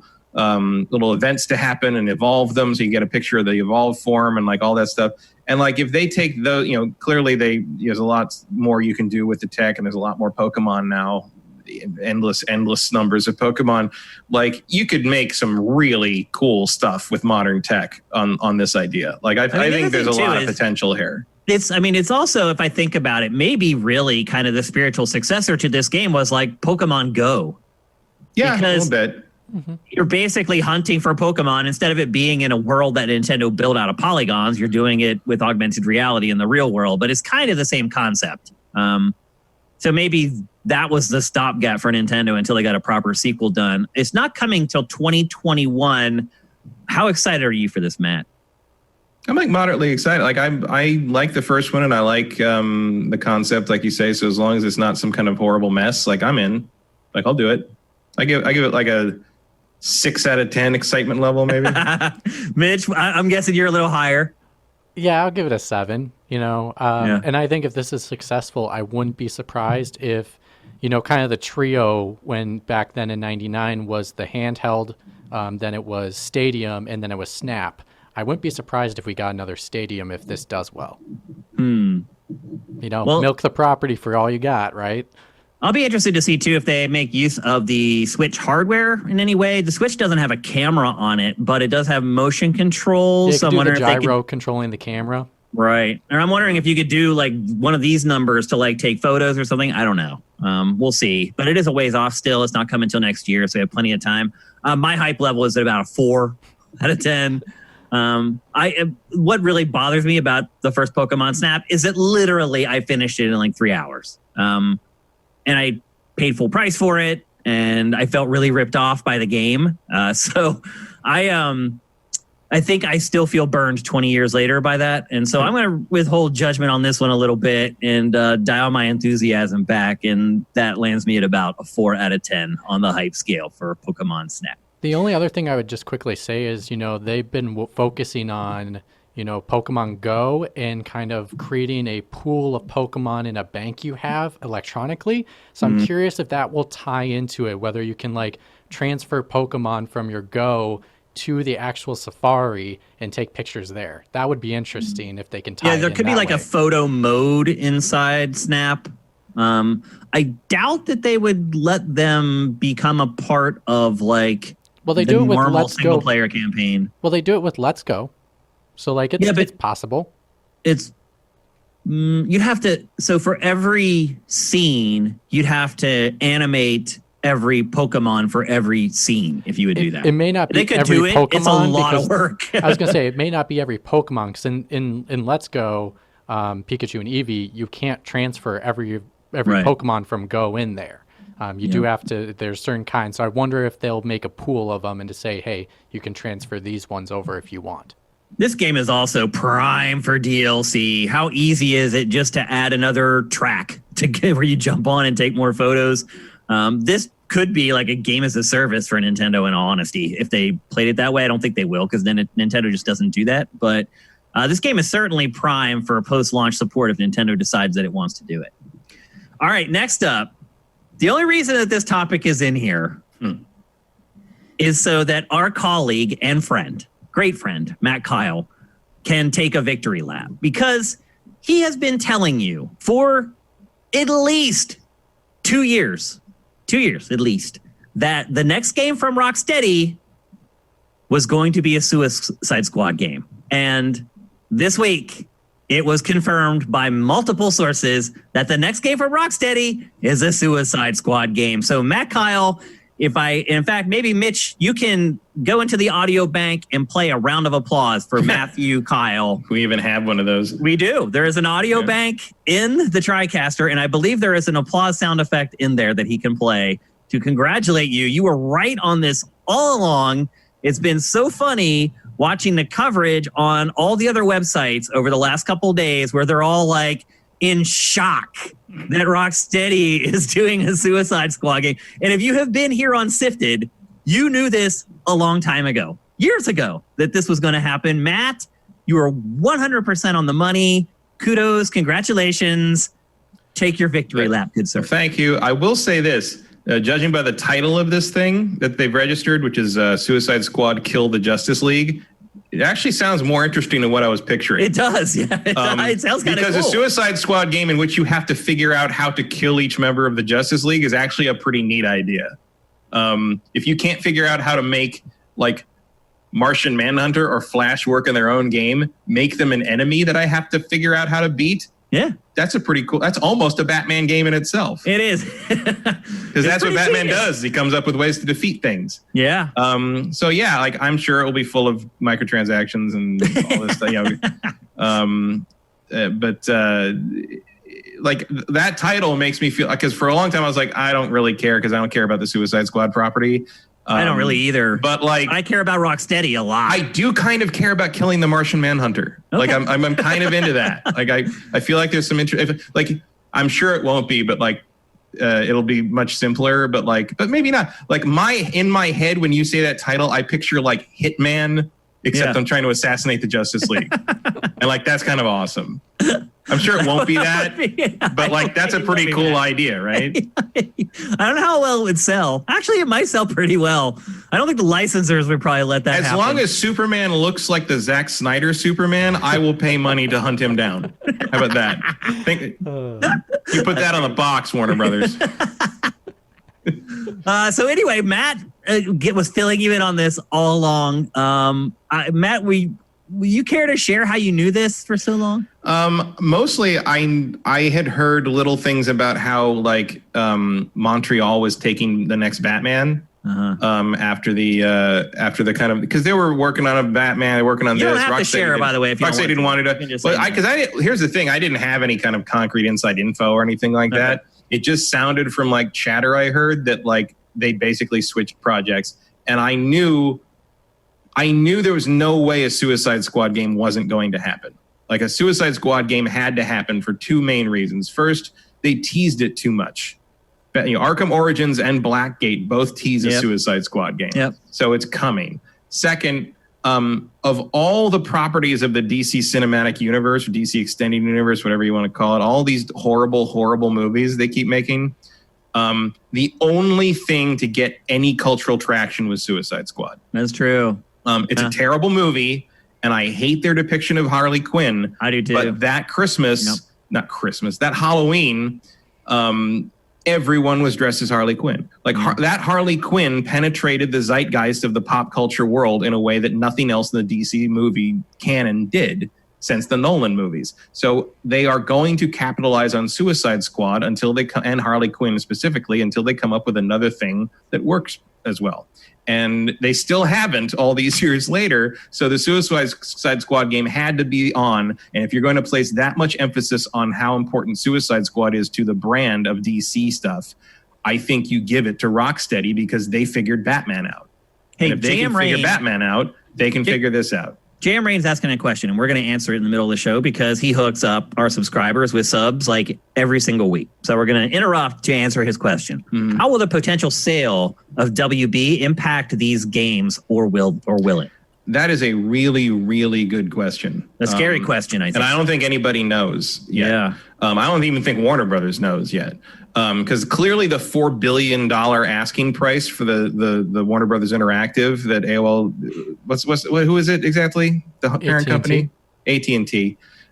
Used to be AOL, Time Warner. The asking price must clearly imply the inclusion of the licenses, at least in the current development projects with it. Because why would you pay $4 billion for these developers if they didn't come with Mortal Kombat and Batman and Harry Potter and Lord of the Rings? Like, I'm sure there's a lot more negotiation to go there, but like you can't ask $4 billion just for a bunch of developers. There has to be some value in terms of what they're making attached to that. Yeah. So my guess would be if it's a current project, Warner Brothers is still going to want the money from that because even as a licensor, they are going to make money off of that as a cut from owning Batman, owning Suicide Squad, etc. Yeah. So I would think that like the Court of Owls game, if that indeed is what Montreal is working on, and then from the logos they've teased, it sure looks like it. Yeah, I mean it's pretty safe bet. Yeah, and this, I feel like these are pretty safe. The Harry Potter game that leaked and any Lord of the Rings projects they might have, that I don't know because they are not Warner Brothers controlled licenses. I mean, that's going to be the problem with the sale is what value is there in WB games if you don't have the IP? The WB properties, yeah. Yeah. So I don't know. That is a negotiation that has to occur between, AT&T, Warner Brothers, and whoever is interested in buying them, probably Take-Two. Most likely. Of the rumored buyers, Take-Two seems like the most realistic. But I certainly wouldn't buy them if I didn't get Batman with it. Frankly, I wouldn't buy it if I didn't get all that IP with it. I mean, I would buy it, but it would be at a cheap price. It wouldn't be for $4 billion. That's for sure. No way. I mean, that price has to have that IP baked into it. It just has to. And even when you get down like Traveler's Tales with the Lego license. And then the licenses for Lego stuff on top of the Lego license. Like, Warner Brothers is entirely built on IP license. Built on IP. So, and it's going to be a problem with them trying to sell. And I think ultimately that's why these games are going to be okay, is because I think the sale is just going to be really hard. And I think it's going to take so long. This stuff's going to be done before that happens. Yeah. Yep.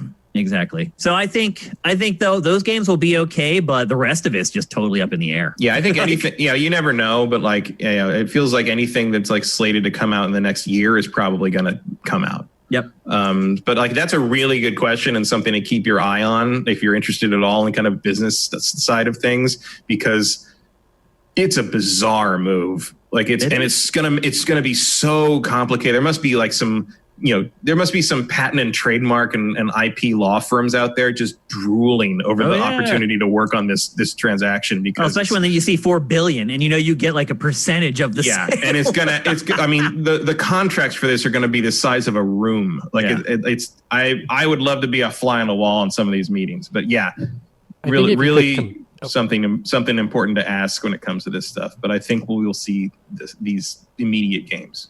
I think if you could compare anything, I mean, it's not the exact same situation, but when THQ went under and then South Park got acquired by them, they didn't really change much of the game when Ubisoft took over it. I think that's kind of what would happen if that's the case. But with all these extra business stuff, that's going to make it extra complicated. Didn't Ubisoft already have a standing contract for that, though?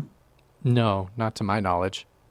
They acquired the studio. They acquired the studio, which then acquired the game at the same time. So there was a working project. I'm having problems placing it in time. Did this happen before the first South Park game came out? Yes. So before because I was following the first South Park game for a long time because I was really excited for it, and THQ went under while it was being developed. So they sold off. I think it was Obsidian that worked on the first one. Obsidian made the first one. Yeah, so Obsidian got sold off. And Obsidian did not get sold. Well, I mean, the property got sold. Obsidian had their name on it still. So they continued to work on that project when Ubisoft bought the project itself. Yeah, but like that. So there's a difference there between buying the project and buying the developer. And you'd have to pretty much do both. But then the problem becomes if you're spending $4 billion, Ubisoft's you better get it all. Buying one project. Absolutely. Ubisoft buying one project is one thing, but paying $4 billion for the stable of developers, the deal is gonna have to include more than just the current projects under those IPs. You're going to have some kind of guarantee that you'll be able to continue to be working with these proven things under future projects, which if that's been done before, I don't remember it. So I don't think anything's done to this extent, but I think that's the closest we can get to a property being bought up, and then what happened while the game was still being developed. It still came out. It just took a little longer. Yeah, it can be done. It's just I've never heard of anything on this scale before. Emperor Dread in chat, I think this is a common misconception when people think about IP. He says, didn't Star Wars sell for $6 billion? If so, $4 billion for Batman seems about right. And I would agree with you if they were actually getting Batman. That's not what this is. No, they're not buying Batman. They're not owning the Batman IP. They're owning the right to that one Batman game, basically. Or the right to make games with Batman in them. Right. Yeah. They don't own Batman. Which is something that Warner Brothers... Well, there was something that Warner Brothers could then pull from them at any moment. Yeah. That's the problem. Until it's the like contract ends. What you pay money for is not necessarily always going to have the thing that made it worth the money. Yeah. Because Warner Brothers and DC Comics will still always own Batman. Yep. And that's never going to change.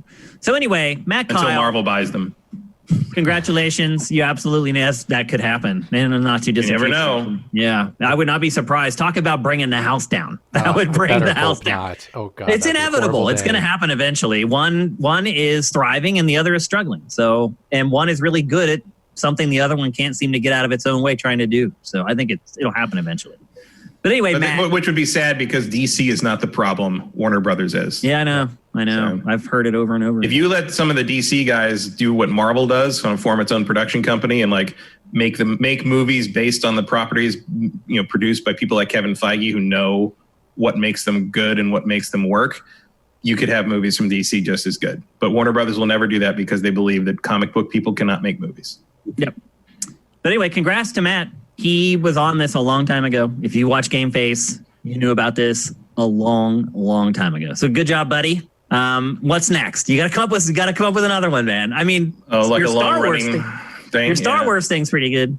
Yeah, I got two payoffs, like long-term prediction payoffs, one right after the other. I'm kind of out of juice now. That's pretty good. All right, next we're going to talk briefly about Nintendo on mobile. I don't think we've talked about Nintendo's mobile stuff for a long time. And there's a reason for that. It's because it's not really publishing a lot of mobile stuff. And, excuse me, the president of Nintendo of Japan in an interview just stated that Nintendo has no plans on releasing any new mobile apps in the near future, essentially saying that we are going to start pulling back on mobile.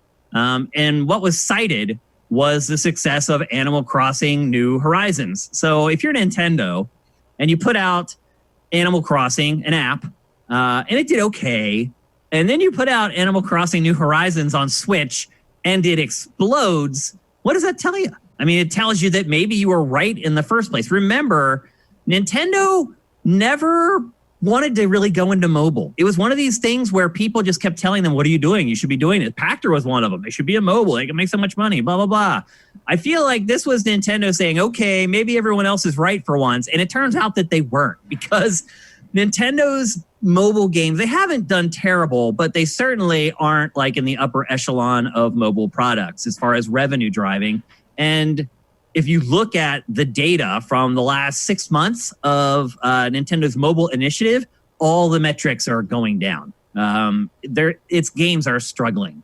Super Mario Run has struggled to generate revenue. Really, the only mobile hit that's Nintendo's. I know everyone will say Pokemon Go, but that's not really Nintendo. It's a very easy thing to misconstrue. That's Niantic. The only really successful mobile game from Nintendo so far has been Fire Emblem Heroes. Mm-hmm. And even it has started to lose steam now over the last couple months. And I would say maybe Nintendo isn't quite as good as they should be about getting new content out there. But they're not abysmal at it either. No, I mean, Fire Emblem bugs me pretty often, about like new things or come get this thing. And I just dismiss it and I haven't looked at that game in like a year. But that is definitely the best game they've put out in terms of trying to replicate. Yeah, it's the most mobile-friendly game. That's the problem. Nintendo started with the free to try, but then you got to buy the game. And then it quickly figured out, that's not really how mobile works. Nintendo has a habit of saying, well, that's everyone else. And we can do things the way we want to do them. And they had that tact when they're like, we're not getting into mobile gaming. Well, then they do get into mobile gaming, and they're still stubborn. And they're like, no, people are going to pay us for our games on mobile, despite that's not how the market there works. So they got off on the wrong foot. I think they got into a pretty good cadence with content releases. It's not as often as like some of the really big games on mobile, but I think it's often enough to keep people engaged. But the bottom line is that Nintendo is just not that good at making mobile games. Mario Kart Tour, I am a gigantic Mario Kart guy. Huge. I've been playing it my whole life. I love it. I love getting good at it. I apply myself with each new game to get good at it. I played that for literally like 10 minutes and I was like, I don't want to play it again. So Nintendo has been a mess on mobile. It's been a cross-section of Nintendo chasing what they think is supposed to be popular on mobile while trying to not completely give up on its corporate DNA, if that makes sense. And it just has just stretched itself out in a bunch of different directions, and none of them are going to good places. So it sounds like Nintendo's, if not just going to completely bail, going to start phasing out its mobile development. Matt, do you think this is the right call, or do you think Nintendo should stick it out a lot longer? That's a huge market. There's a lot of potential there to make a lot of money. Yeah, but I think if this can let them concentrate more resources on Switch development, probably the better move. Better for us as gamers. Better for us, sure. And also I think better for them because they don't have to put things on other people's platforms. They don't have to give Apple a cut of stuff. They don't have to, Nintendo prefers to keep things in-house as much as possible. And their corporate culture is sort of like dedicated to running on their own hardware. Like that was one of the big resistances to going mobile, was they would have to run their characters on other people's hardware, which they don't like. Yep. Which is a little weird because it's not weird. like it's like a weird purity thing there, but okay. Like cheating. Yeah.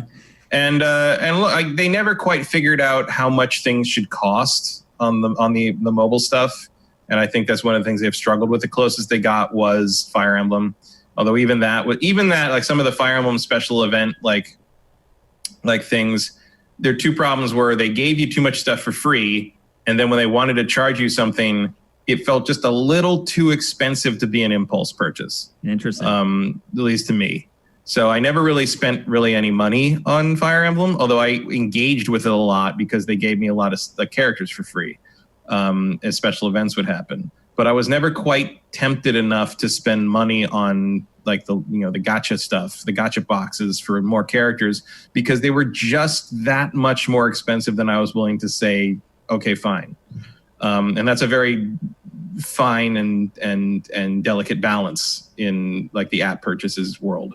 And if Nintendo's not willing to sort of be cutthroat in that regard, because I think they were very focused on the. Yeah, they are kind of too nice for mobile. Like there is a lot of money to be made there. Yeah, but like I don't think Nintendo is willing to exploit its user base in the way you have to. Games are all about the dangling carrot. It's all about that carrot that's hanging out in front of your face that you can never quite get a grip on. But Nintendo wants you to have fun playing, right? And if you're having fun playing, you aren't desiring something you'll spend money. Yeah, because like that's why so many of them are only kind of almost fun. You know, yeah. Like Clash of Clans isn't fun, but it feels like it should be. Yeah. And maybe if you buy that other thing, it will be. It might be. Yeah. It won't be. But you're saying there's. But your brain thinks so. It's true. I mean, it plays on all that psychology. There's no doubt about it. And you're right. I think you're right. I think Nintendo's too nice. It just. And I'm not saying they should change that. I'm just saying like their style doesn't really work in this world. It doesn't work. And they might as well take those resources and put them towards making more content for Switch, which, sells really well and will make them more money anyway. No, they made like the money they made off of the Animal Crossing mobile game in probably the first 20 minutes that New Horizons was on sale. Mm-hmm. I'm not even exaggerating. Like they made all that money and then more by the next hour. So I won't miss Nintendo if it leaves mobile. No. Is that fair? Yeah. I haven't really liked any of its games. I've tried them all and played them all. Fire Emblem kept my interest for the longest because I think it was the most similar to like the other versions of the games that I play. Super Mario Run, nothing like a Mario platformer. Mario Kart Tour, nothing like a Mario Kart game. But Fire Emblem was the one that was at least kind of close. But if that goes away, I won't care. I haven't opened that app in like a year and a half. So. Well, it kind of wears off in a hurry, just because, especially because like one of the appeals of Fire Emblem to me are like the longer battles, and there aren't any of those in Fire Emblem Heroes because it's just like 4-on-4 tiny little map, and it's like a weird little hit of Fire Emblem. It's keep it simple, stupid. I mean, that's the mantra of mobile game development. Keep it simple, stupid. Because if you make it too complicated, you're going to cut off like 70% of your audience. So I just don't think that mobile is the right platform for the way Nintendo likes to make games. It likes to make games that are crazy polished and really good and intricate. And that's just not really what mobile is anymore. It never has been. It's not what mobile is. So I will not shed a tear if tomorrow Nintendo's like, we're never making another mobile game. I would not care. I don't know if I'd notice. Yeah. I mean, some people would. But overall, like, what do you think about Nintendo on mobile, Mitch? Do you have any kind of an opinion on it? I mean, I've tried it. It's not very compelling, to be really honest. Yeah. It's you guys nailed it on the head for every point, but I think the biggest one, Shane, is as you were saying, they don't feel as if they're the game, the property that you played it on when you played it on the console. Yeah. And that's what you want, though, when you are saying play Fire Emblem on your phone. And when you can't do that, or you're not getting that experience, then it's just not appealing anymore. So why would I play it? So I'm with Matt as well, that I won't even know if they went away from mobile. I haven't played a Nintendo game on mobile since Super Mario Run, and that was even like 2 levels, and I was like, I don't understand why this is appealing. It's not Mario. So Nintendo's biggest mistake was giving Pokemon Go to Niantic. Yeah. Still to this day, I have no idea what they were thinking. Like, that's just crazy. Well, Niantic. Well, they were thinking that because they could just reskin Ingress. Yeah, exactly. Which is fine. I mean, like give Niantic the bulk of like the money from the game is what I'm saying. Like, I'm pretty sure they didn't have a choice on that. Yeah, if you're using their data and their entire system that they have in place with all the map and the points being placed Niantic's everywhere, doing all they the did legwork all the on legwork that. Already on it. Yeah, but Niantic did all that legwork on Ingress, and nobody gave a crap. That shows you that it's all about the IP. So I mean, look, I don't think Nintendo should have got all the money. Negotiators, basically. Yeah. You're right, but I don't think Nintendo should have got all the money, obviously, but it should have got a lot more than it is getting. Because right now it's getting a pittance for Pokemon Go. That's also because like Pokemon isn't their franchise. Yeah, the Pokemon company. Pokemon Company. Yeah. There's all kinds of weird entanglements there, but overall, I feel like Nintendo should have had a bigger piece of that pie. It deserves a bigger piece of that pie because without Nintendo, Pokemon isn't what it is, and Game Freak gets that. Pokemon Company gets that. So I don't know. Again, if they leave mobile, I won't shed a tear. I have not played anything from Nintendo on mobile that I felt was compelling or better than anything else that I played on the platform. No, that's just mobile though in general. It is. Yep, a big pile of crap for the most part. Let's just be honest. But if you really want to play more mobile games, there's tons of them on the Switch eShop. So that's true. You can have the privilege of paying $15 goddamn for a game that's free to play on your iPhone. Yeah, it's great. But anyway, excuse me. But anyway, we have arrived at the grand finale of GameFace episode 217. I'm guessing what a lot of you guys have been waiting for us to discuss. It is time to talk about The Last of Us Part 2. One thing I want to say before we start talking about this is we are going to do our best to not spoil anything. We are going to be cognizant of spoilers the whole time we're discussing this game. And we're going to discuss it for a while, I'm guessing. However, it may very well be impossible to not accidentally say something that a couple of you guys may feel is a spoiler. Like, some of you guys are so sensitive to spoilers that just showing you footage of the game that you haven't seen already is a spoiler. So for you guys, you're screwed. But for everyone else, we're going to do our best to keep this spoiler free. But I will say this game in particular is one of the hardest games ever to discuss on a show like this without spoiling something, because the way the plot is set up, designed, paced, it's hard. So we're going to do our very, very best to make sure we don't spoil anything for you guys while we break down The Last of Us Part 2. The other thing I want to say before we get started is I think this game is amazing. On GameFace, we do tend sometimes to really dig into games and find some faults that maybe other podcasts don't. Don't take that as the impression that I do not like the game, because I do like the game a lot. In fact, I would go so far as to say I love the game. So don't think that because we bring up any faults about The Last of Us Part 2 that we don't think it's great. That's not how we do things here on GameFace. So with all that, let's talk about The Last of Us Part 2. What some people would say or have been calling Game of the Generation, certainly a Game of the Year candidate for 2020, I would say at the very least, although you guys can let your voice be heard on that. If you've played The Last of Us Part 2, you can share your opinion on that on our poll of the week, which is in the header at sifted.net right now.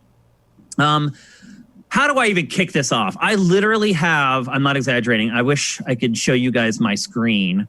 I have like 4 pages of notes on this game. That's not an exaggeration. While I was sitting playing, I had notes open on my phone. Anytime something would strike my fancy, I'd write it down. And I do this all the time with pretty much every game that I tackle for a game eval or to talk about on GameFace or whatever. I do this.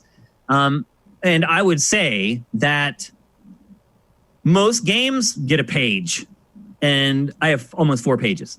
And that just shows you the difference in this game from a lot of other games. Now, I would say this, just to kick off the topic and maybe generate a little bit of sauce into the conversation. My opening statement on The Last of Us Part 2 is that it's Tomb Raider with an extra 4 years of development. That's kind of my impression of the game overall, if I had to put it into a sentence. How does that statement strike you, Matt? I mean, I would never have thought of it myself. I've not thought of Tomb Raider at all playing this. Really? No. Just because Tomb Raider is so much more agile and much more of a ride, I guess I'd say. Like I see, like when you say that, I see where you're coming from in the sense of like the fights are supposed to, like Tomb Raider made an effort to make the fights feel more lethal and more like that you were under real threat as opposed to just sort of mowing down mooks like in Uncharted, which is funny because Uncharted is the, Naughty Dog. But No, I wouldn't. And kind of like, yeah, there's a girl with a backpack, So it's like, but like I would never have made that comparison. Like, not really, no. What do you find different about the games? From what, Tomb Raider? Yeah. They don't feel remotely the same to control or play. Crafting is a much big, and inventory is a much bigger concern in Last, or supposed to be more of a concern in Last of Us 2. That's a whole different subject. The combat, but crafting I thought the crafting was more intense in Tomb Raider. This is like crafting 101 in the last. The combat is frankly clunkier here, and I'd agree with that. You're not encouraged. It's still very visceral, up close, hand to hand, lots of stealth, bow and arrow. It's just the tone. Very organic weapons, a very simple weapon set. It's just I don't find RPG light. I don't find it out in the wilderness. I mean, I can go on and on about the similarities between the two games. I just don't see any. Obviously, the plot's completely. I don't think it's a useful comparison because I would never compare playing Tomb Raider to playing this because I just feel like they don't feel the same. I absolutely would. I think it's a totally apt comparison. I think it totally is. Well, you can talk about that then, but I don't have a response to that. Beyond, I would never make the comparison. I don't think it's a useful one. I'm stunned to hear that from you, to be honest with you. I wouldn't make the comparison either, Shane. So, I mean, I'm the same with Matt. What's your perspective on that, Mitch? Well, I just understand. Honestly, I don't feel like Matt gave me a valid reason. Well, I think I know where you're coming from, but I think because this game is such narrative driven, that Tomb Raider, like Matt said, is more of a ride, and you just go with the flow. Here, everything. Maybe a better way to put it is, okay, what game would you compare it to then? I couldn't compare. What game do you think it's closer to than Tomb Raider? Like other than Last of Us 1? Right. I would say God of War.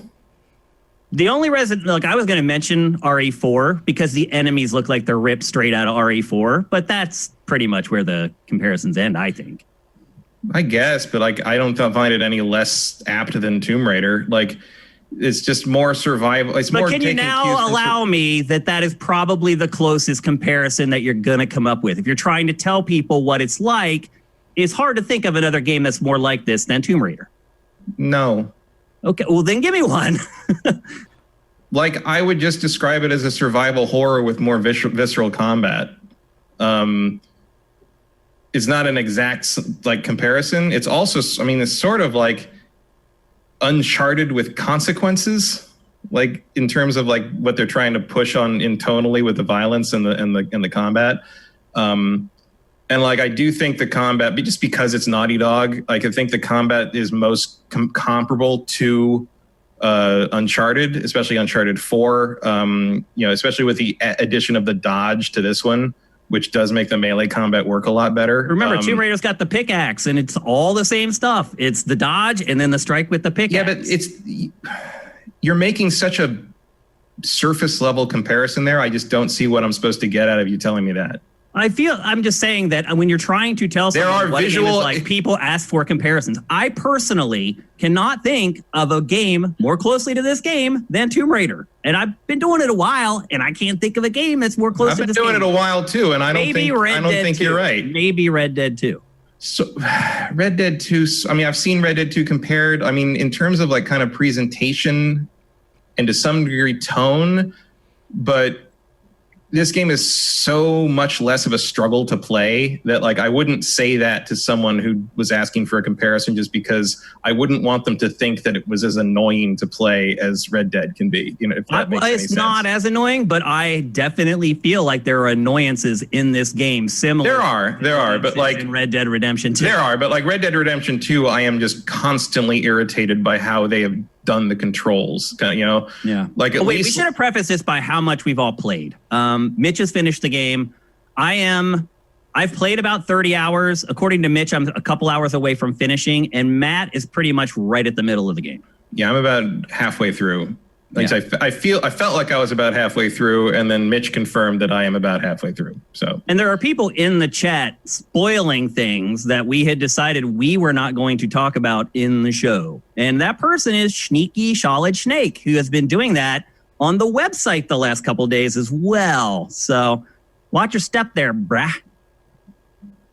Yeah, I was about to message him to say we're not going to talk about that. Yeah, come on, dude. So. You were doing it on the site. Now you're doing it in our chat. you're just starting to tread a little rough there.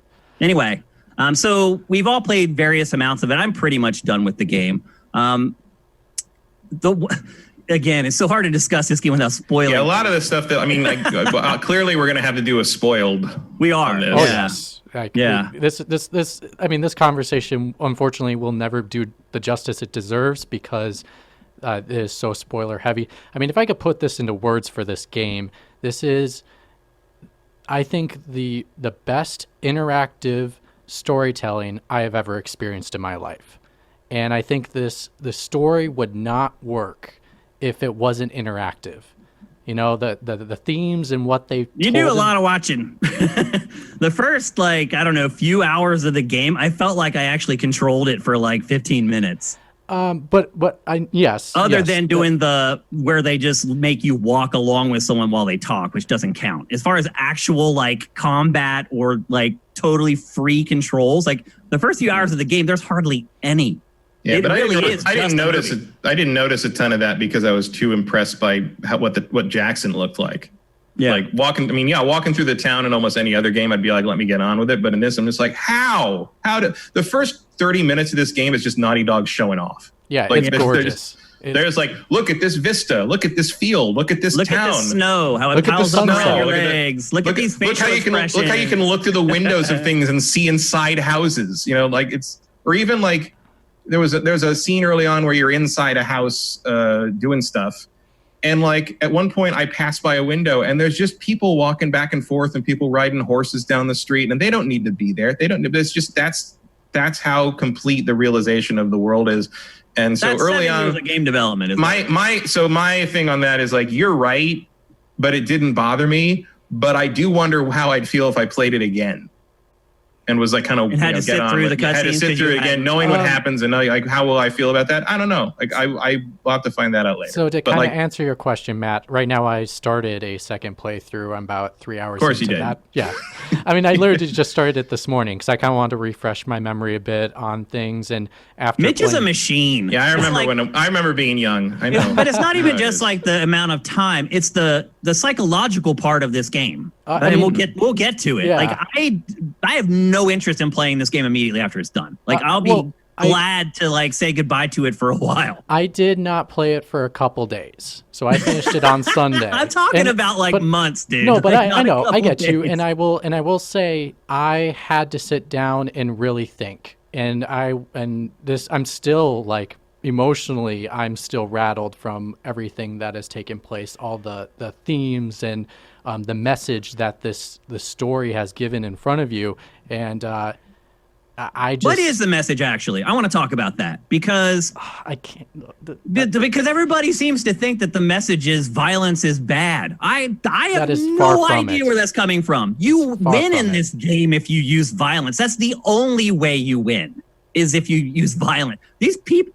I think revenge is bad, or what people are saying. Maybe. No, violence is bad is what everyone has been saying. No, everyone's been saying revenge is bad. That's what the revenge is bad. I've never seen that. I don't know if I must be living in another freaking universe. Twitter's been exploding. I feel like Mitch and Matt live in one world and I live in another. I've never seen anyone say that. We live on the internet, Shane. Yeah. So do I. I work on the internet all day, every day. I've never seen anyone say that. I've heard violence is bad. Okay. But since I've not seen revenge is bad. I've been able to explore the internet and see what the conversation really has been about without trying to spoil the game, because obviously I played it. But a lot of it is saying revenge is bad and just not understanding why a person can't let it go. And that's probably the biggest complaint. And it will stop people in that sense of not understanding the character of why they can't let revenge go. But I think there's way more deeper context to that overarching base that it digs deep into that I think people are missing, unfortunately. And I think that those inner parts is what makes this story so amazing. And the fact that constantly throughout it, as an interacting experience, there are moments I did not want to hit a button. I did not want to hit a button because I knew what they wanted to do and I knew why they were doing it. I may not respect the choice, but I emotionally was tied to that choice. And I don't remember another game made me not want to hit a button that many times. Here's what I would say about the plot in general, is that one, I thought it should have ended about where Matt is right now. When it happened, I was really angry about it. As I kept playing, I was a little more okay with it. This game did grind me down a little bit. I think it's a culmination of the gameplay, to me, gets repetitive. The environments get repetitive. As beautiful as they are, most of the game is just concrete and green vines. And then you're doing the same things over and over. The RPG elements are pretty light. So there's not a ton of progression. After you get to a certain point in the game, you don't really get a lot of new weapons or a lot of new abilities. And it just kind of started getting samey for me. And there's a point in the middle where Matt is right now where there's like a big shift. And again, we're not going to spoil it or explain it. But to me, I thought the plot, if it had ended right there, it would have been perfect. And then they decide to continue doing something else with the rest of the game, which I warmed up to as time went on. At first, when it started happening, I was angry, actually, that they had not ended the game at that point. So I think what I would say about it is that the overarching theme to me is that no one is good and no one is bad. Everyone is a shade of gray. There's certain parts about every person that you're going to hate. There's certain parts about every person that you're going to love. And I think that's why they used that plot device that I've been talking about, is they wanted to pound that point home. But for me personally, I had already got it. And I had got it like way before they even got to that point where the thing kind of flips. I get what you're saying there, but I just feel like the game's a little like bloated, and I don't know. To me, it could have been shorter. What I've been playing for the last, excuse me, like 5 or 6 hours, I have not found especially rewarding. I've found that I've stopped like getting resources. I just don't care anymore, and I'm just kind of running through the game now, trying to get to the end. Well, I found that like the weird thing is like, I really like how they've changed. So here's the thing. I did try to play The Last of Us 1 last weekend, because I was like, I'll play through it again. It's not that long. I'll play through it again, and I'll like just refresh myself before the new one comes out. I haven't played it in so many years. So I couldn't get through it. Like I couldn't get more than, I think I got like 4 hours in, and I was just like, I don't think this is good. It is not aged particularly well. No, I mean, I was barely, gameplay I could tolerate the gameplay back when it came out. Playing it now, it infuriated me. Like it was so clunky and so annoying. And it's all, I finished the game originally just because the story dragged me through, the characters dragged me through. Joel and Ellie are characters I care about, and I care about their relationship, and I want to see it. And in fact, there is a scene in the new one between those two characters that I think is one of my favorite scenes in the history of video games. And I won't say which one it is, but it's in there. And if you know anything about me, you'll know which one it is when you get to it. But I know which one it is. Yeah, Mitch knows what it is. But this game, to me, in terms of like the gameplay, in terms of gameplay, I mean, presentationally, obviously, we all know it's next level stuff. So was the first one at the time. Like, it's almost to be expected of Naughty Dog at this point.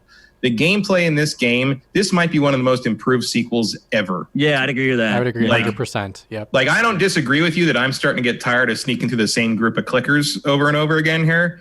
But, like, I am legitimately enjoying playing this game in a way that I never did in Last of Us 1. And quite frankly, I did too, for like 25 hours. And then I got to the point where I was like, okay. I mean, 25 hours of anything is a lot. Yeah, but I've played games for 100 hours or more where I didn't get tired of them. There's more, there are more compelling ways to play something than this. But like, look, just the fact that like I don't have to craft shivs all the time. That like, the one thing I will say, the one thing I will say is like, I really like the fact that there's a more open area.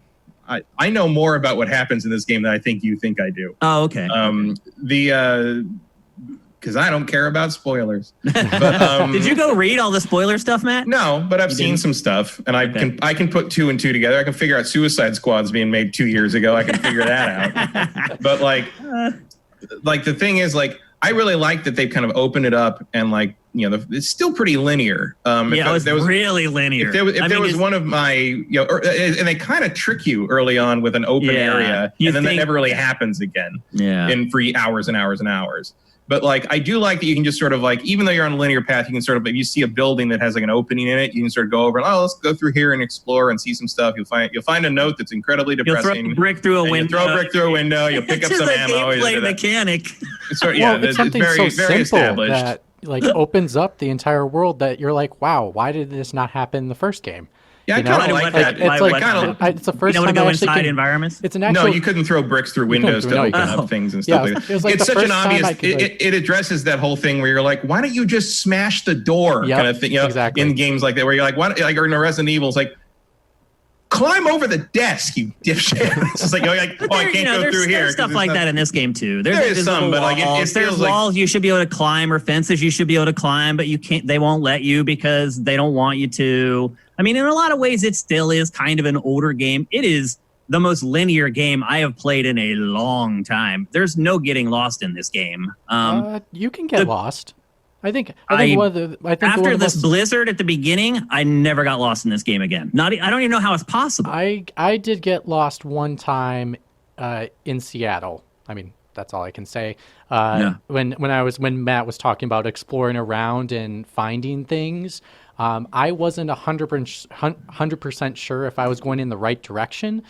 Because you just went the wrong direction for a little bit. Yeah, and so I eventually did find my way, but then I was like, I need to go back because I didn't hit that other area. And you want to know, Mitch, why you went the wrong way for a while and didn't realize it? Why is that? Because everything looks the freaking same. No, I would see. I mean, I think that doesn't matter for what they're trying to do. This is a narrative story experience mixed in with gameplay, and I think you don't have to change up the environments constantly to make something interesting. What's interesting is these characters. What's interesting is the plot.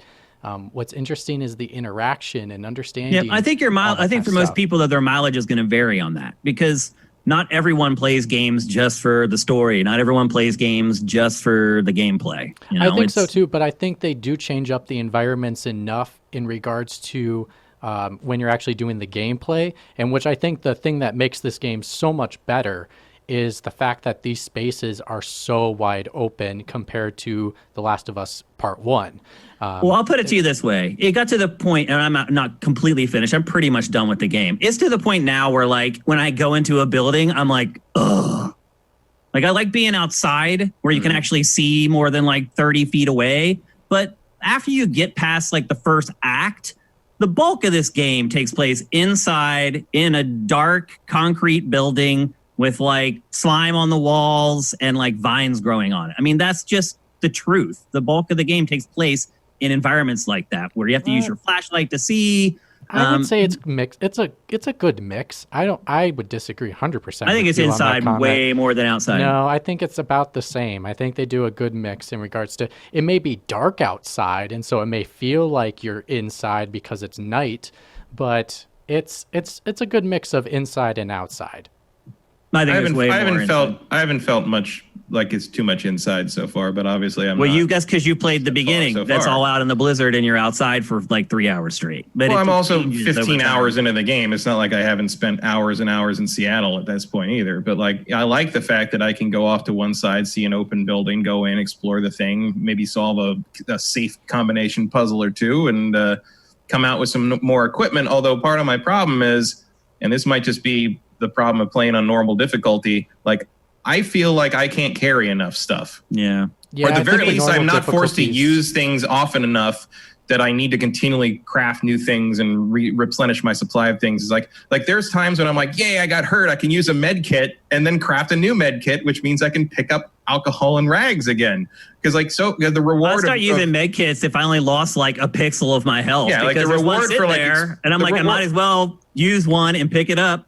The reward for exploring is supposed to be supplies, and if I can't carry any more supplies, what's the point? I mean, I'm so stealth oriented in this game, I barely fire the guns. So even finding bullets isn't really that useful. But it is survival horror. Every bullet matters. Every single one. I mean, we've said that before, but in this game, it really, really applies. I mean, the other part too I wanted to mention about the game being linear, and generally linear games don't bother me that much. I can fight through them, but one thing I do hate about linear games, and one thing that they do a lot, and this game does it, is you walk through that one door and you can't go back. This game is a big point of no return problem. That. In any game where you need to pick up resources to craft or improve your character, that is BS. No game that asks you to gather resources to build your character should ever cut you off from going back and getting resources. If there was like an alert, like some subliminal thing, like a little piece of yellow tape on the corner of the door that just would be like this subconscious thing to be like, if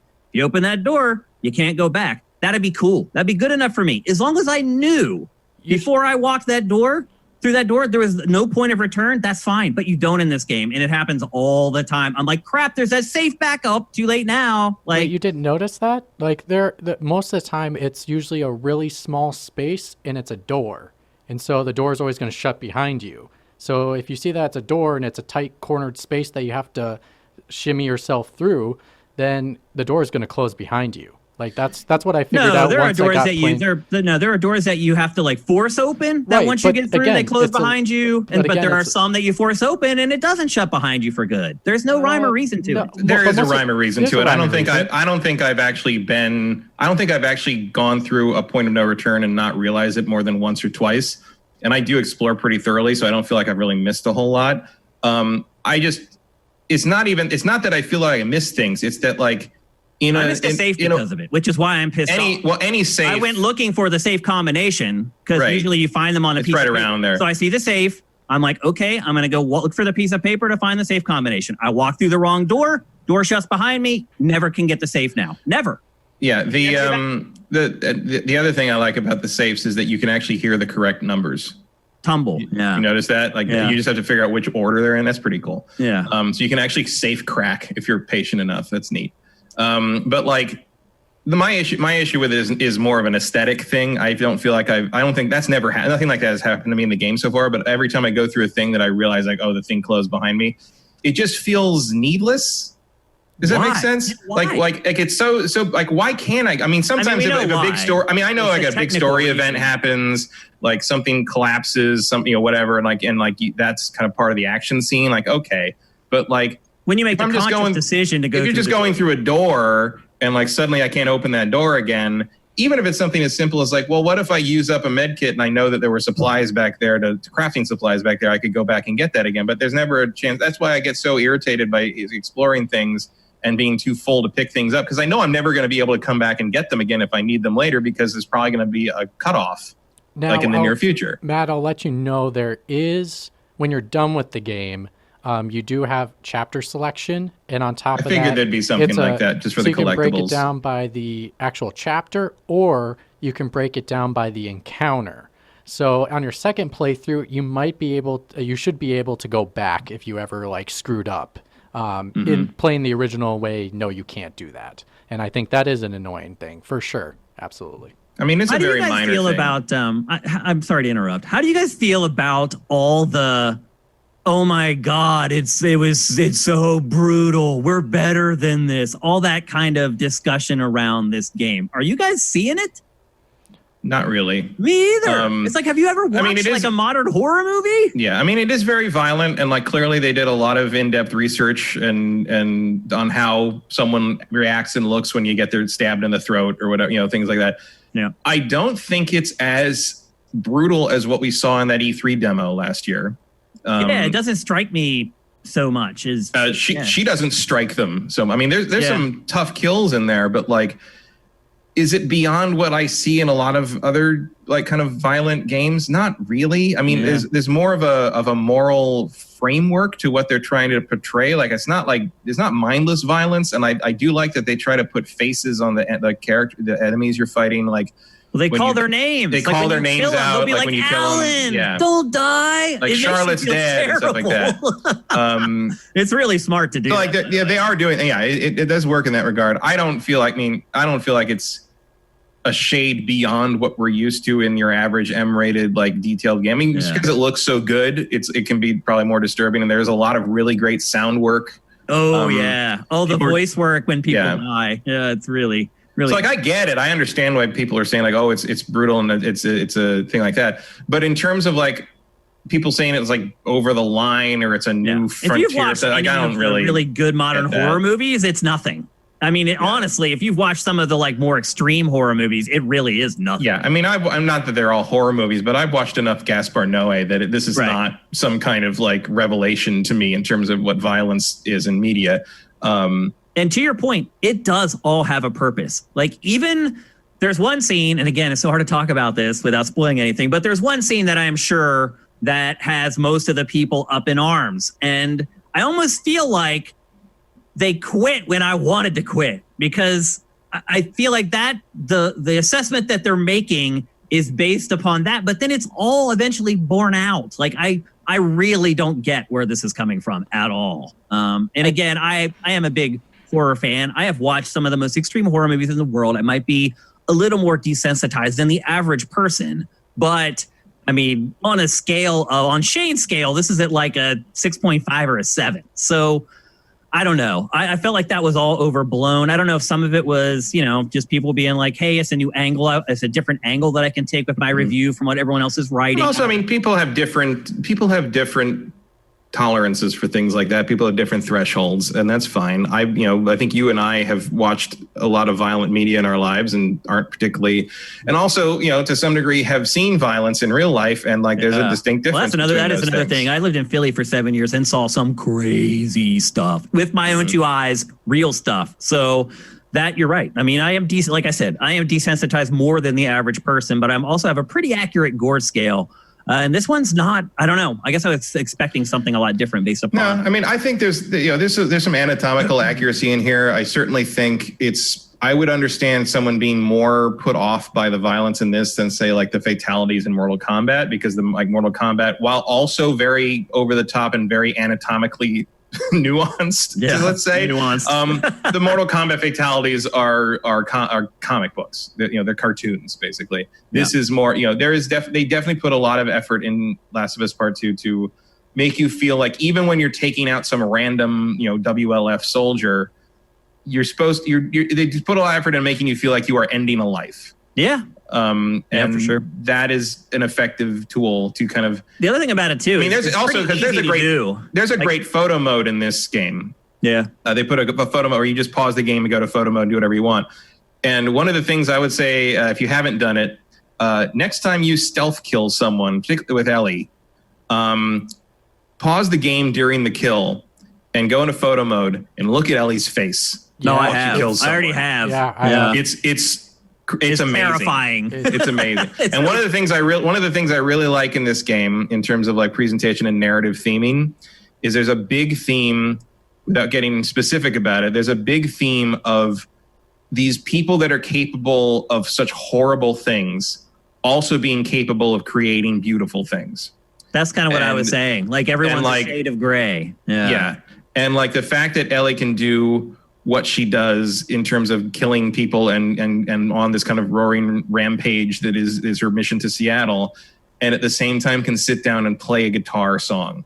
And there are definitely peaks, which is something that Joel has taught her. It's like these two horrible people have passed these things on to each other, and like that's a really interesting way to kind of set up where I think they're going later in the game. And that's the other thing. I think this is Neil Druckmann's.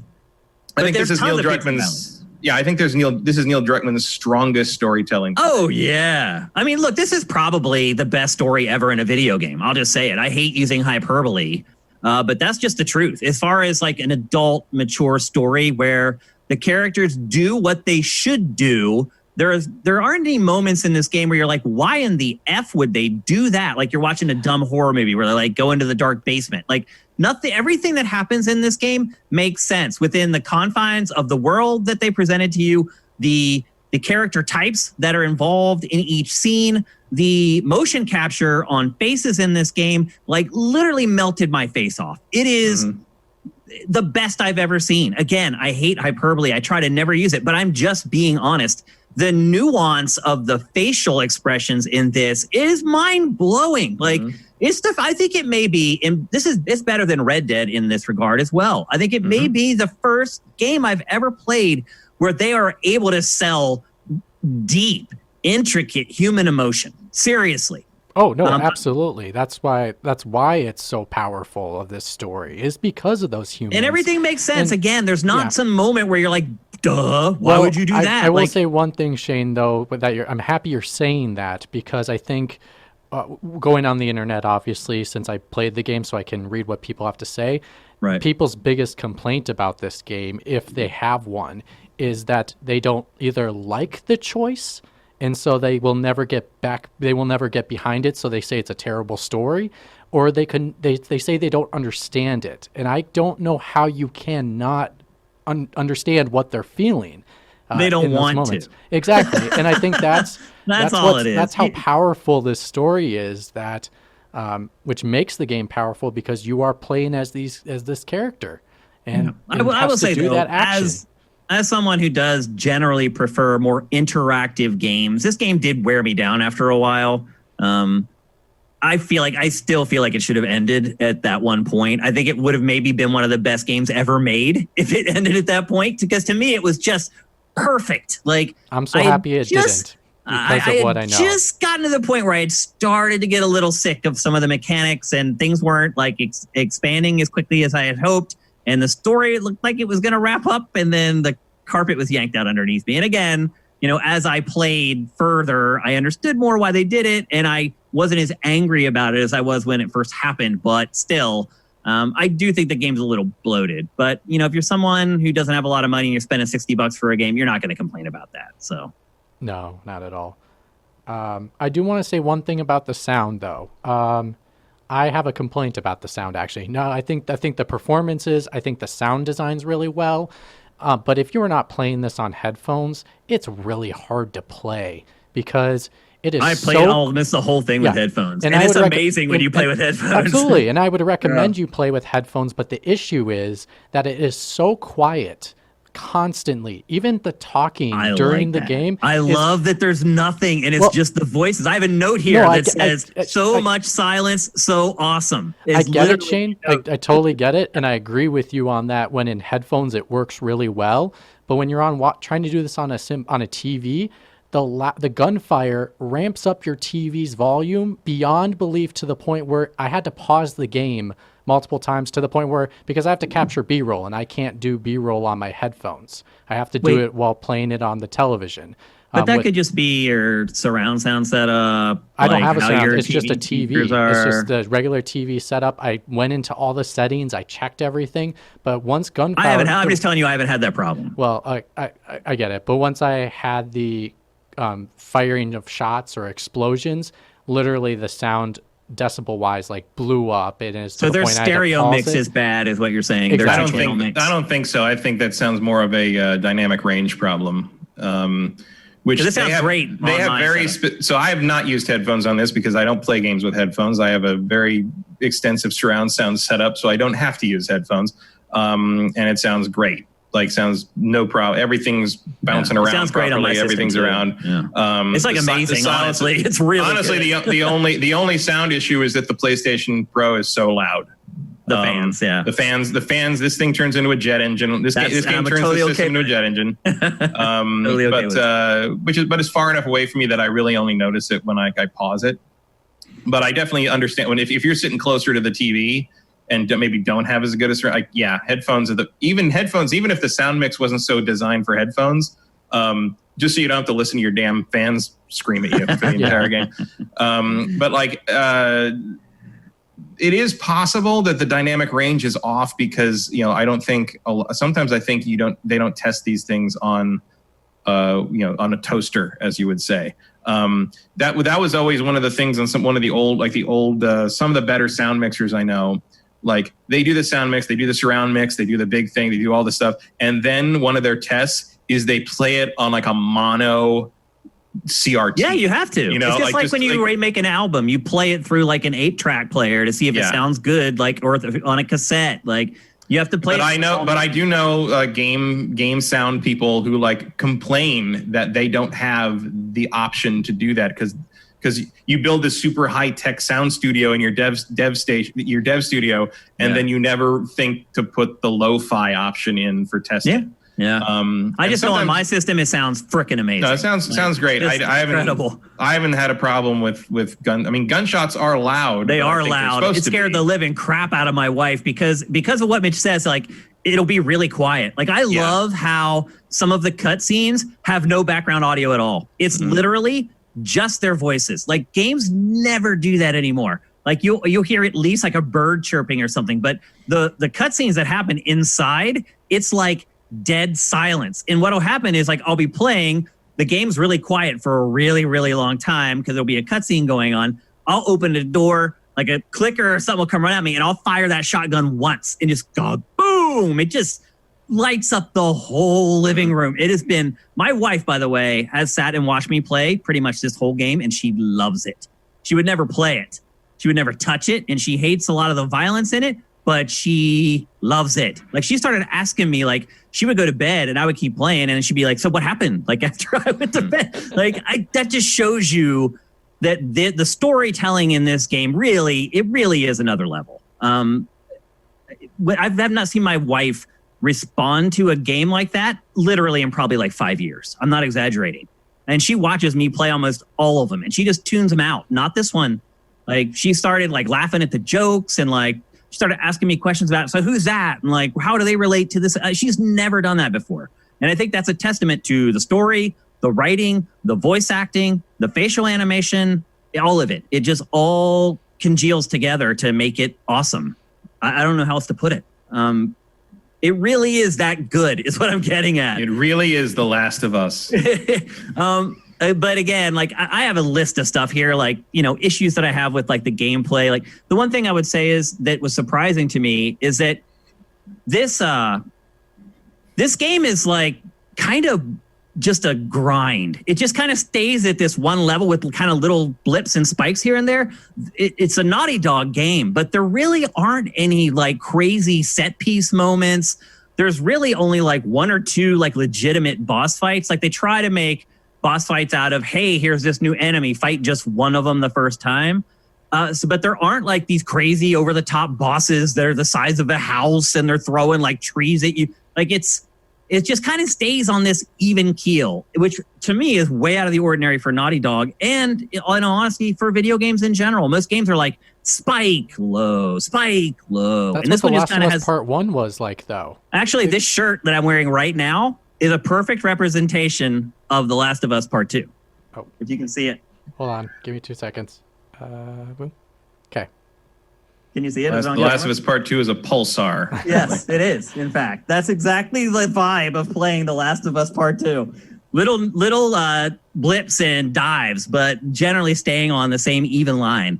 I don't know. I mean, again, I have like tons of notes. I can start going through a lot of this stuff. How do you guys feel Melee? about? What did you think about? We haven't really Melee? talked about Melee that much. I think it's good. I think it's greatly improved. Oh yeah. I mean, all the gameplay was vastly improved, I think. Like my big problem with the first game was the whole Ellie running out in the middle of like enemies while you're in stealth. Like all that stuff has been fixed. Like, well, I've seen most. I mean, it happens way less often. Oh, yeah. There have been a couple times when my buddy was standing right in front of the clicker. It still happens, but they're much better. Like 95% improvement. They have they tightened the person to be closer to you, but I think the issue I ran into is actually I got stuck in between a wall and the person because that had happened to me a couple times. There was a couple times I'm like, get out of the way, I got to do the work. And then the worst part was I had actually thank God the checkpoints are very forgivable. I had to go back to a checkpoint because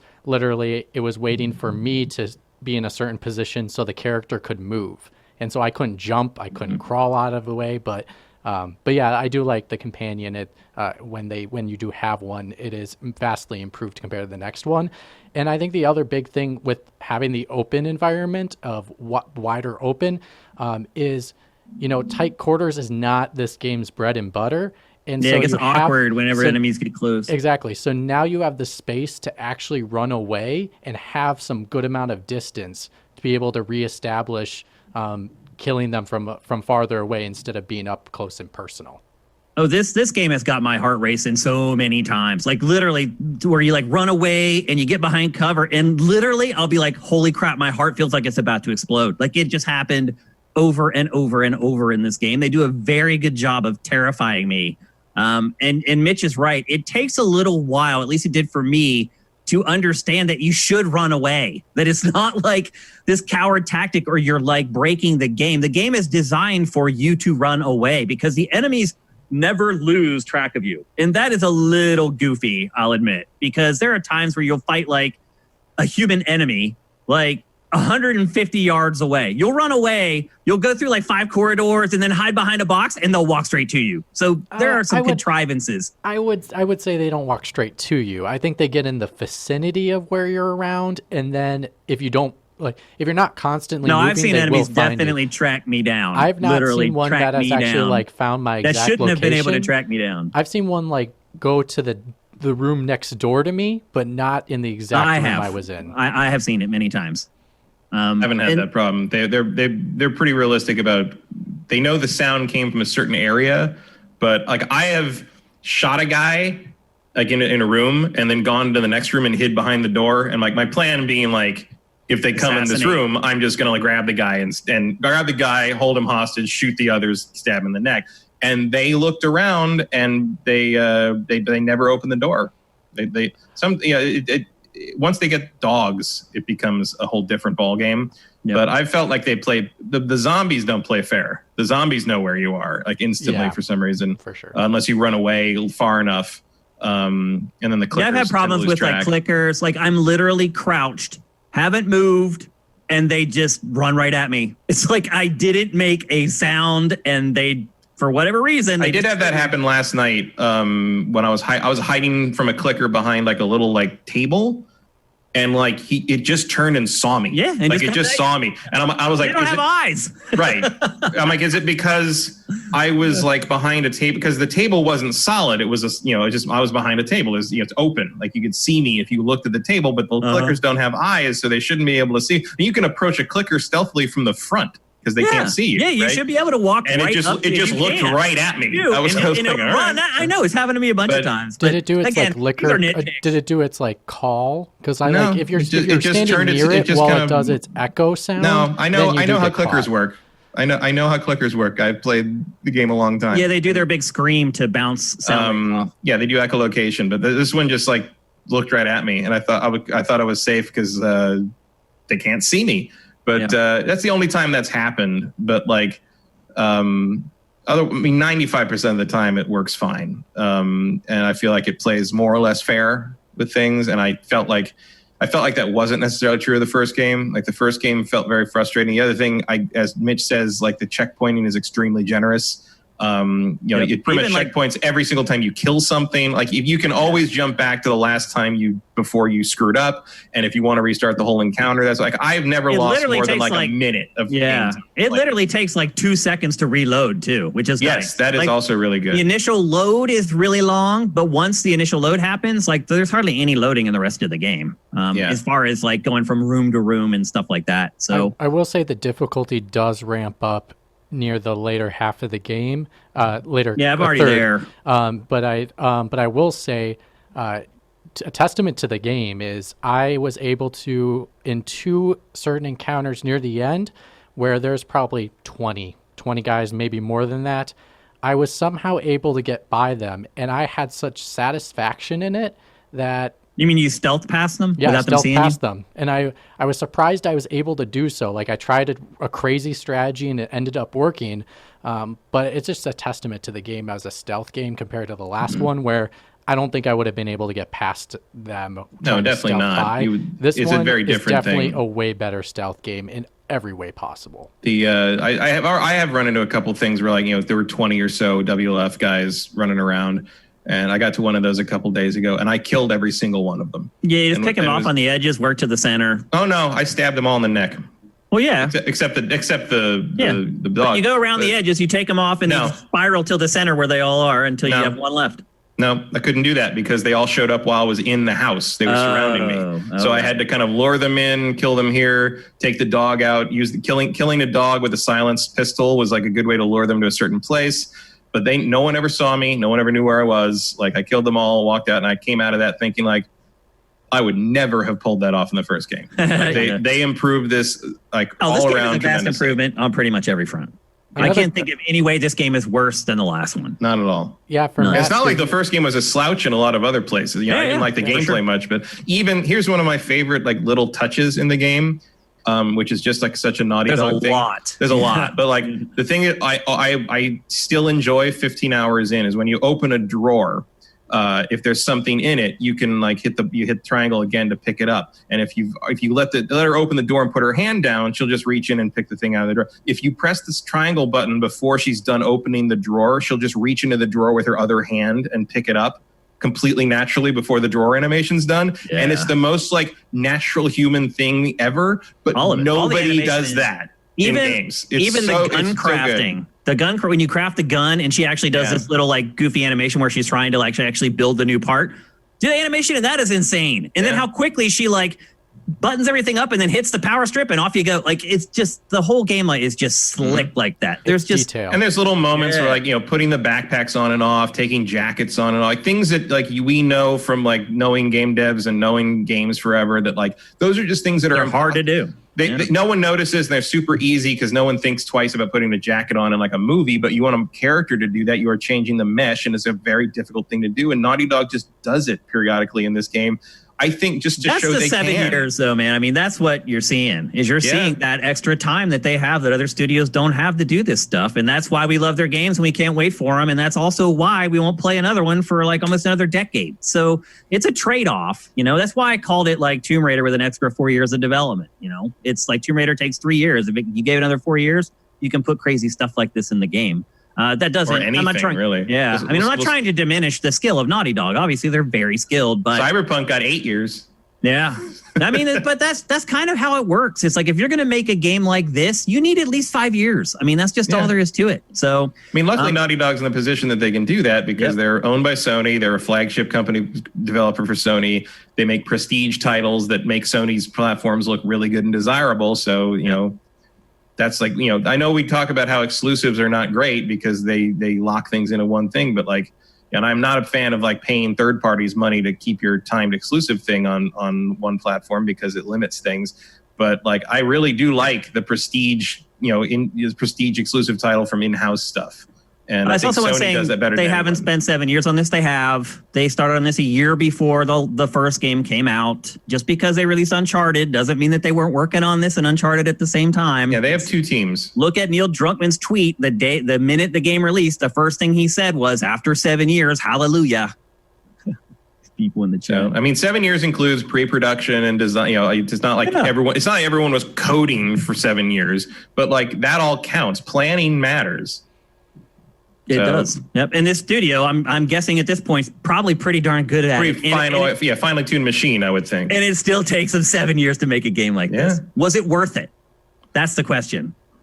I mean, would you be happy playing this game a little bit of a lesser product like 3 years ago? I mean, not 3 years ago, but like a lesser. What would that even be? I mean, a lesser product. Tomb Raider. I mean, that's really what it is. I still just don't see that comparison as useful.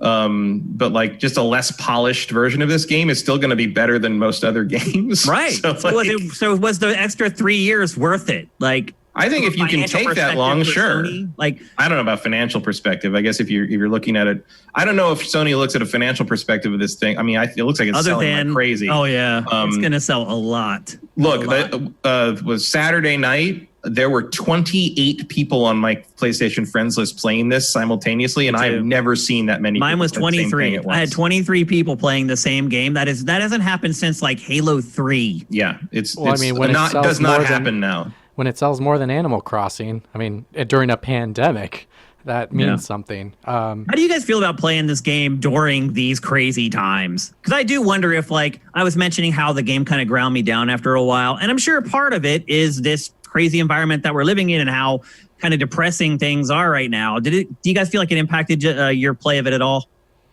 I mean, it felt like timely in some ways. I do have a couple of friends who are not playing it right now because they aren't in the headspace to handle a post-apocalyptic, violent bring an apocalypse thing.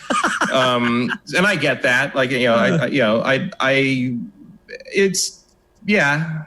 I don't know. Like it didn't. There's no zombies right now. It's not as exciting. I guess in some ways it would almost be like preferable to have an enemy you can see. That's a good point. Actually, I think because I think about it the most. I think about it the most when we get to sections where they're like, oh, there's spores in that room. Put your mask on. It's like if only it was that simple. Yeah, right? wouldn't it be nice? I think if anything, I think it just created a perspective of, you know, seeing these shops empty. Like I walked by in Los Angeles and seen shops empty, and I think it only helped the narrative. And I think it only helped the narrative in that aspect for me. I don't think it. Well, it definitely makes it more impactful. That wasn't the question. The I know question was, did it make it harder to play? I know. I think the tone itself, I don't think it affected me in regards to like not enjoying this game or wanting to enjoy this game more or less. But you played the whole thing in like 20 hours, so I guess not. Yeah, I think we answered. I think he answered that question with actions. Yeah, I think we really need to ask him that too. So you know, I mean, it did not make it harder for me to play. I just, you know, I'm good at compartmentalizing. But I will make anyway. I forgot when we talked about the difficulty. If you've played The Last of Us Part 1 and you were fine with it at the normal difficulty, I would recommend playing on hard, to be honest. Well, okay, so as I said, I have tons of notes from my playtime of the game. Sorry. And they're in chronological order, so I can see kind of how my opinion was shaped over time. So about 2/3 of the way down page 1, I have like game is way too easy. Like another page and a half down, game has become way too easy. And then now that I'm at the home stretch of the game, it's got to the point where it's kind of perfect. So I would say the first 2/3 of the game are pretty much a cakewalk. You'll die here and there because every once in a while you'll just get like trapped in a corner by the infected or whatever. There's really no way to avoid not dying at all. But for the most part, it's pretty much easy street until you get to the last third. So I don't know, though. I would say this, like the last couple sections of the game I've played have been pretty freaking hard. So I don't know if I would want to play those sections if they were harder than they are right now. So I guess I would say the balancing is kind of good, I think, for a casual player. I think it's much easier than the first game. I would agree with that, too. I found the first game to be a little irritatingly difficult early on. And then once you get more equipment by like the halfway point, it becomes about right. This feels very easy, and there's a couple places that are like were a challenge, but it was more of a challenge to do it the way I wanted to do it. Like rather, if I wanted to get through it, I could have gotten through it. You know, sometimes the game does have a way that it wants you to do things, and if you try to do it another way, you probably can, but it's going to be a pain in the butt. I mean, Uncharted has that too. It does. Uncharted 4 and Lost Legacy definitely had that, and I think worse than this. Yeah. Because you have so few options of how to do things in Uncharted compared to this. Like with Uncharted, it's like if you do the wrong thing, they're just going to shoot you and you die because you can't find somewhere to hide. This is more like, oh, this is going to be a lot harder if that's how you want to go about it. But I find that I would probably say, play it on hard. I kind of wish I had played it on hard because I feel like I would be going through my equipment more quickly and exploring things and finding supplies would be more rewarding. That was my thought too, Matt. When I hit that harder part, I was like, maybe I should have played this on hard because even though it was ramped up, I thought it was not as difficult as I was thinking it would be in regards to how far I progressed and how much I've upgraded my gear and my weapons and all that kind of stuff. So I did the first 2/3. It's like the first third of the game is almost like a walking simulator. I mean, it's just a lot of walking and talking and it's teaching you stuff more than anything else. Yeah, really. And then even like that second half of the first third, it's still just a cakewalk. Even the second third of it, like I don't remember dying like without it being some fluke where I don't overwhelmed or like people talk about how I can only play so much of this because it's so intense, and I just haven't gotten that from the gameplay. I get it from the narrative. Like the narrative is like, oh my god, it just won't let up. Like every time you think something's going to be solved, it just gets worse for everybody. But like the actual gameplay has not been tremendous strain on my nerves, I guess I would say. Like my heart gets going definitely whenever they're chasing after me. My heart definitely gets racing for sure. I like it though. That's why I play. I love stuff like that. We probably should wrap it up. I still have so much more to say about this game. I'm sure you guys do too. I figure it won't be the last time we talk about it. I mean, definitely not. But I mean, I think that's a testament to the quality of the game. And if you're all wondering, obviously 3 thumbs up from all of us. I am really shocked at some of the low review scores. Like, how did you rationalize giving a game with that kind of craftsmanship that kind of score? Like, I get it. You may not like the story. You may not like whatever message you perceive it to be sending out. But, dude, some of those scores, I mean, I don't know. Some of them do it for clickbait. I don't know. But the game's great. All of us are going to recommend you buy it. The biggest people's reason is they say because of those elements, Shane, it's no longer fun. And they want this game to be fun. And I don't know. I think because of what elements it's not fun? The story, the plot. And then the thing that you talked about, the plot device, they consider that no longer the game being fun anymore. And no, I don't think that's the point. Close-minded, stupid people. Well, that's what Neil Druckmann said when this game was coming out. He said, this game is not going to be fun. He doesn't expect it to be fun. Because I've had fun with it, though. Like, the writing is great. There's little jokes here and there. And I think because there's a contrast, because the other stuff is so dark, you get just a little joke and you're like, oh my gosh, that's hilarious. Like, it's so funny how this game manipulates your emotions. It's awesome. I also just think it doesn't have to be super fun. Like the games, and not just games, movies and TV shows. Just because I didn't have a rollicking great time watching a good movie doesn't mean it wasn't a good movie or that I didn't get anything worthwhile out of it. Exactly. And if you want games to be, taken seriously as an artistic medium, there's going to have to be a few of those. Like some of this game feels to me like a dare from Naughty Dog almost that says hey, this is what we think AAA games should be now and what they should be about and who should be in them. That's the part of it that reminds me of Red Dead 2. If you can't handle that, maybe this isn't for you anymore. Yeah. I dig that. I think they're pushing. They're challenging people. They're trying to challenge you, and some people are not ready to be challenged. And I think, the reaction to this game is similar to what we saw from another entertainment product that challenged people in a way they weren't ready for, which is called The Last Jedi. Yeah. And I see a lot of similarities there. The crazy part about this is I avoided all those leaks, but you couldn't avoid comments here and there from people on social media or whatever, and seeing people being like, the story is blah, blah, blah. Like, I really can't understand all the people who were freaking out about the leaks. Like, they are really just idiots. That's really what it comes down to. I was giving them the benefit of the doubt. I'm like, okay, you know something, I don't. So you might be right. They were so freaking wrong. They definitely don't know anything. They're idiots. They're seeing things through a very different lens than the rest of us. And it seemed pretty obvious to me from the beginning, but playing the game. I try to give people the benefit of the doubt, but they were wrong. Dead wrong. So that's it for discussion 1 on The Last of Us Part 2. We are recording a spoiled for this, where we will talk about the plot in depth. Guys, I'm pretty proud about how we did the discussion. I don't think we spoiled anything.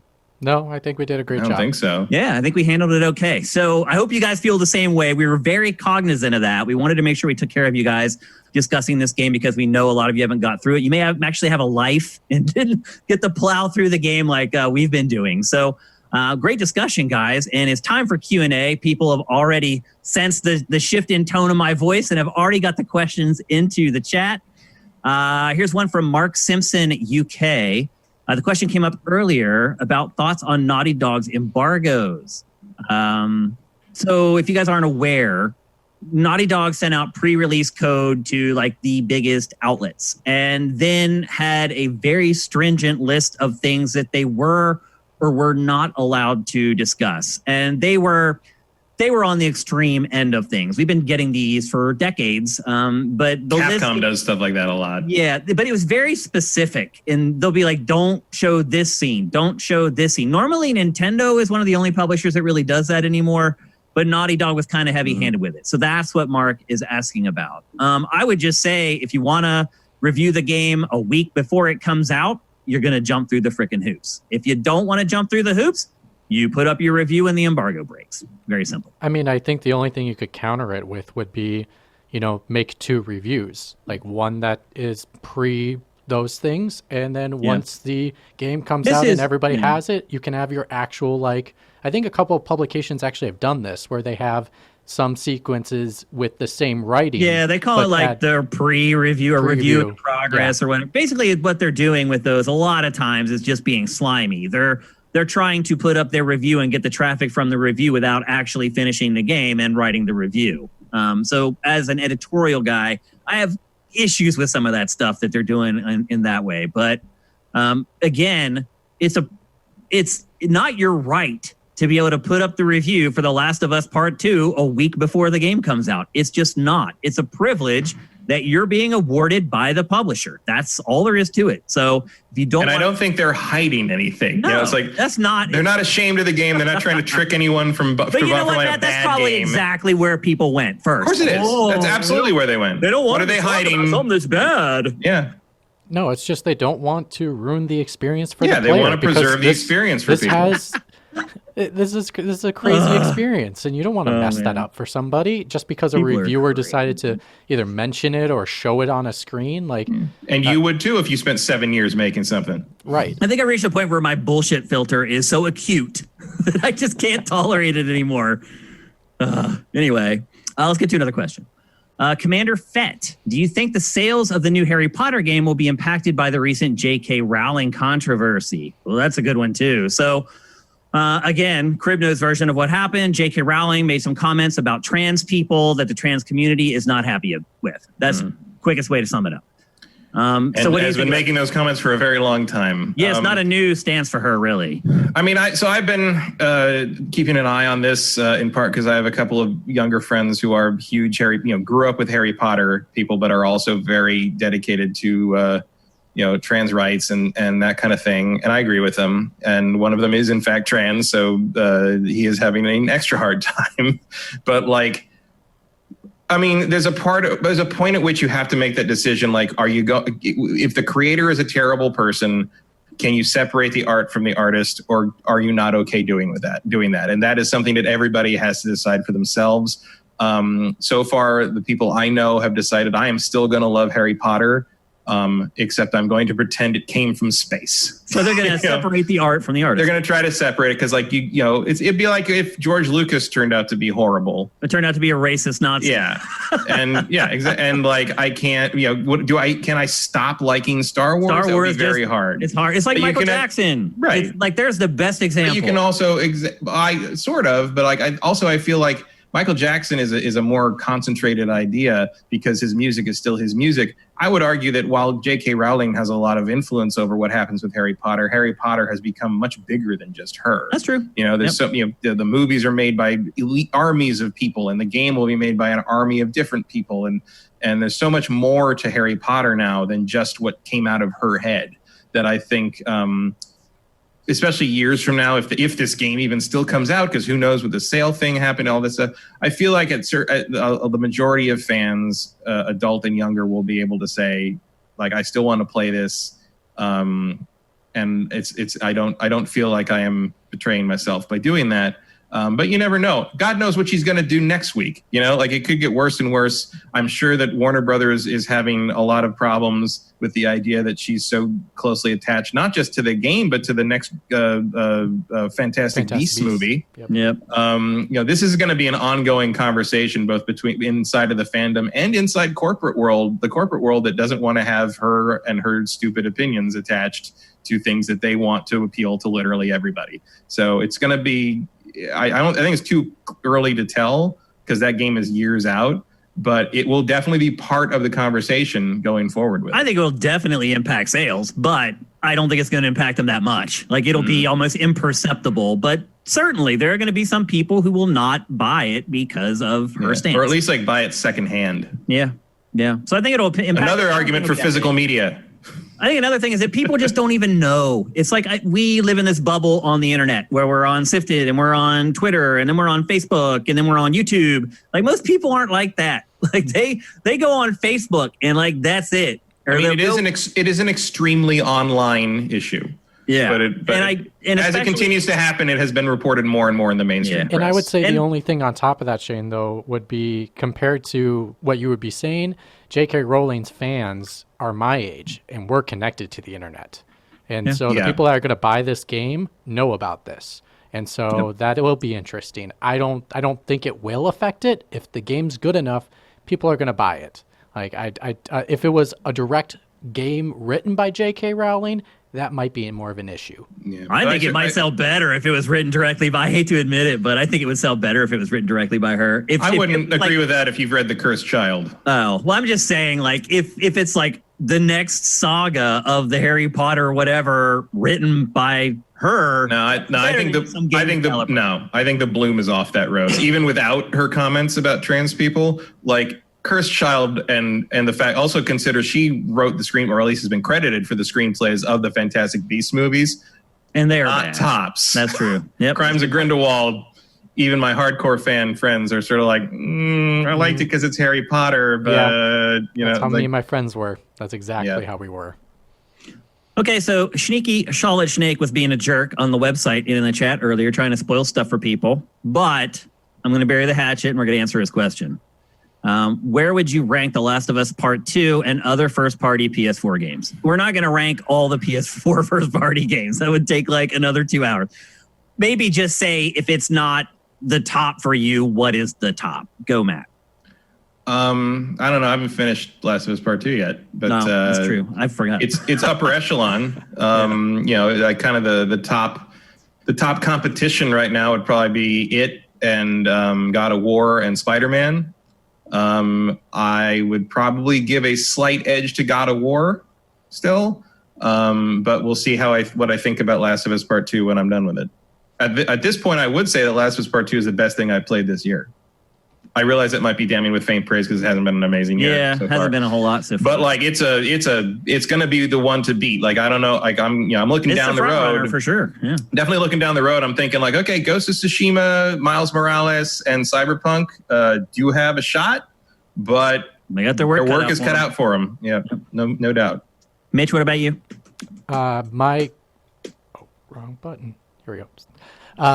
Sorry, hit the wrong button on the TriCaster. Well, you are doing like two things at once. So yeah, sorry.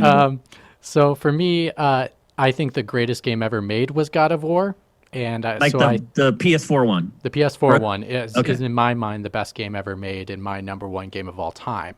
I put The Last of Us behind it, but I will say narratively, this is the best narrative I've ever experienced in any medium, in any capacity. But I think God of War is just a better game in general.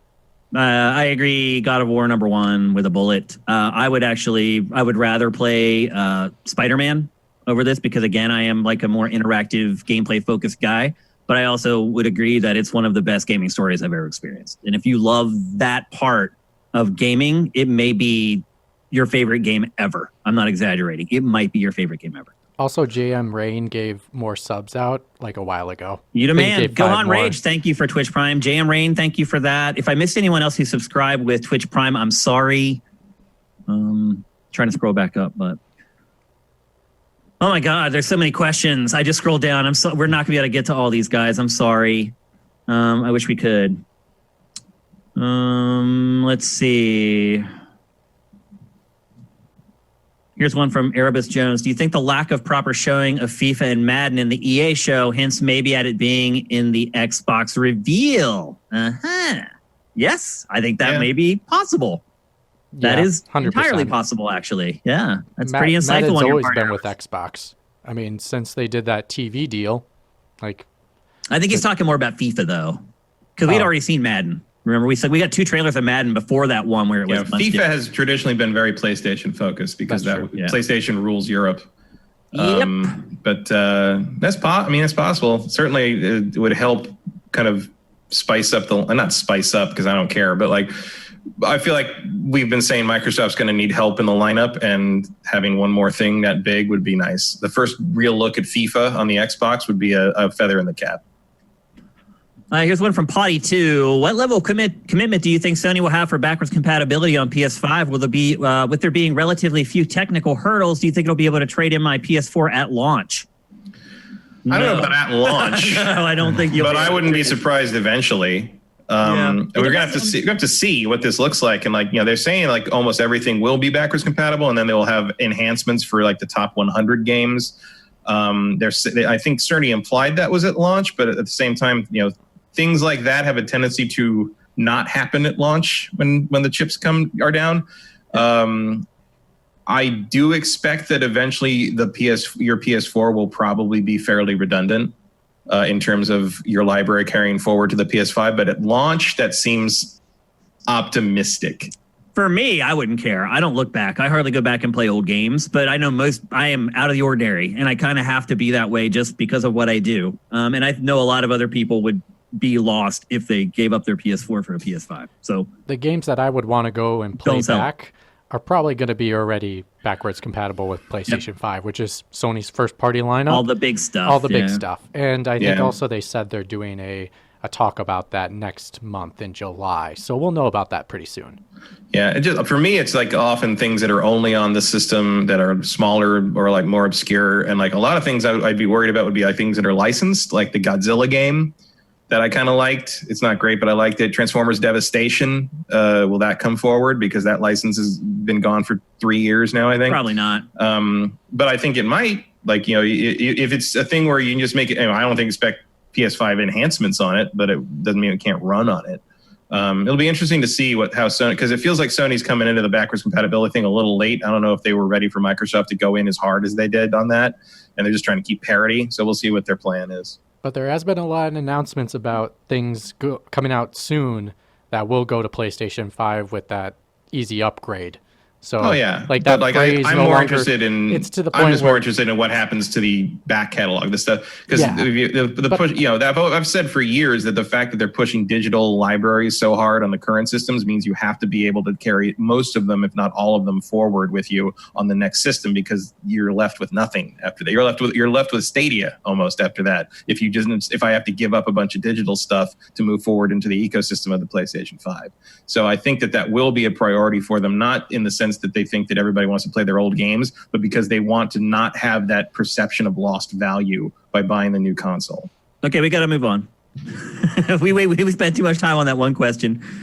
Johnny Hurricane, you've seen The Last Dance. Not sure if you are struggling for stuff to watch, but it's about Michael Jordan and the Bulls, and it's really good. Yes, I've watched the whole thing. It is really, really well done.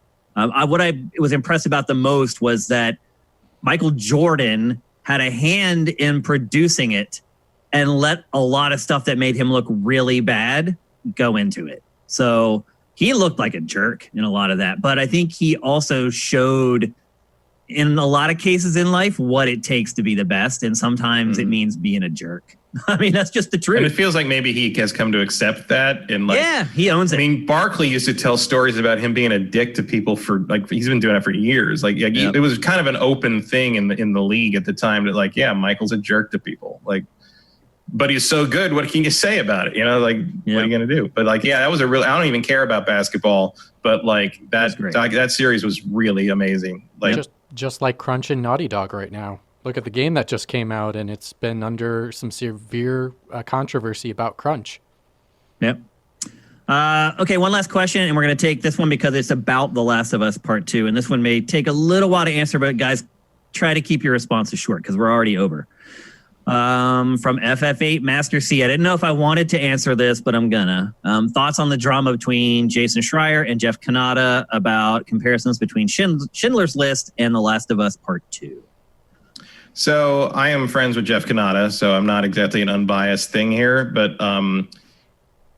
Jeff did not compare The Last of Us 2 to Schindler's List. He compared the tone and experience of playing it of The Last of Us 2 to watching Schindler's List. He said that the other games out there, most games are basically aiming for a John Wick kind of tone and experience, whereas is what we talked about before. It's not fun to play The Last of Us 2, but you come out of it feeling glad you experienced it. And that same feeling can apply to a movie like Schindler's List.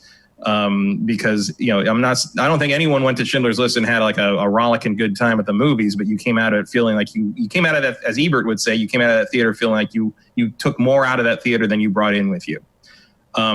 And that's a valid comparison. He's not saying that zombies are like the Holocaust. He's not saying that The Last of Us 2 is the Schindler's List of video games. He's just saying, this made me feel a similar way to how this made me feel. And I know it was a careless comparison, is what I would say. I mean, if you're as online as we are and Jeff is, you probably should know that was like if I was going to make that comparison, I probably would have used like a Gaspar Noé film, just because in the sense of something that's unpleasant, but I'm glad I saw it.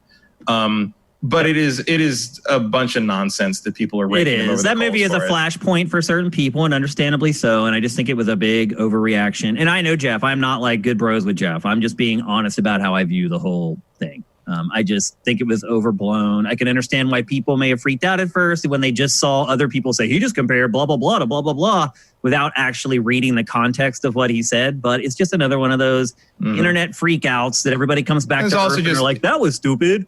It's also just another example of like, hey, if you want to say something that has nuance to it, don't do it on Twitter. Yeah, it's probably not the place. Like, not to blame the victim there, but it's like, yeah, people aren't going to read that properly. Like, we know that. Like, we're aware that is not, Yep. Fire Native, thank you for Twitch Prime, my friend. That is awesome.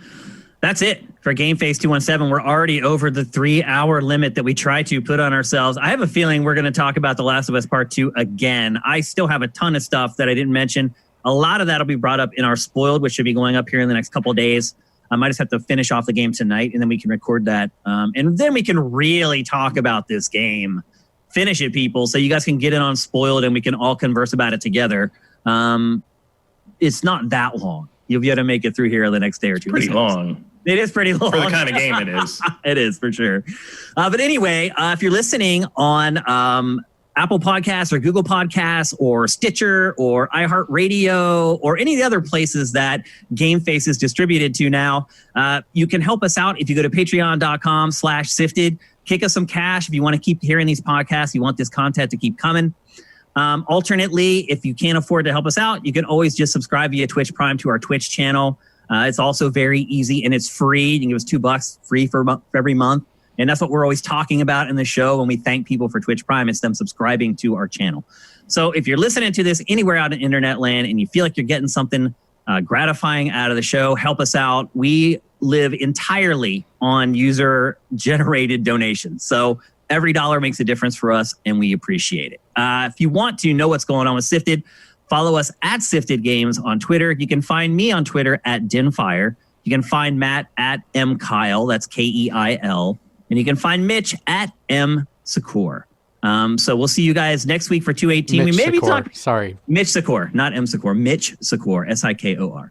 And we'll be back next Tuesday, live here on Twitch at 1 p.m. Pacific, 4 p.m. Eastern. Until then, have yourself a great week. GameFace is up and out.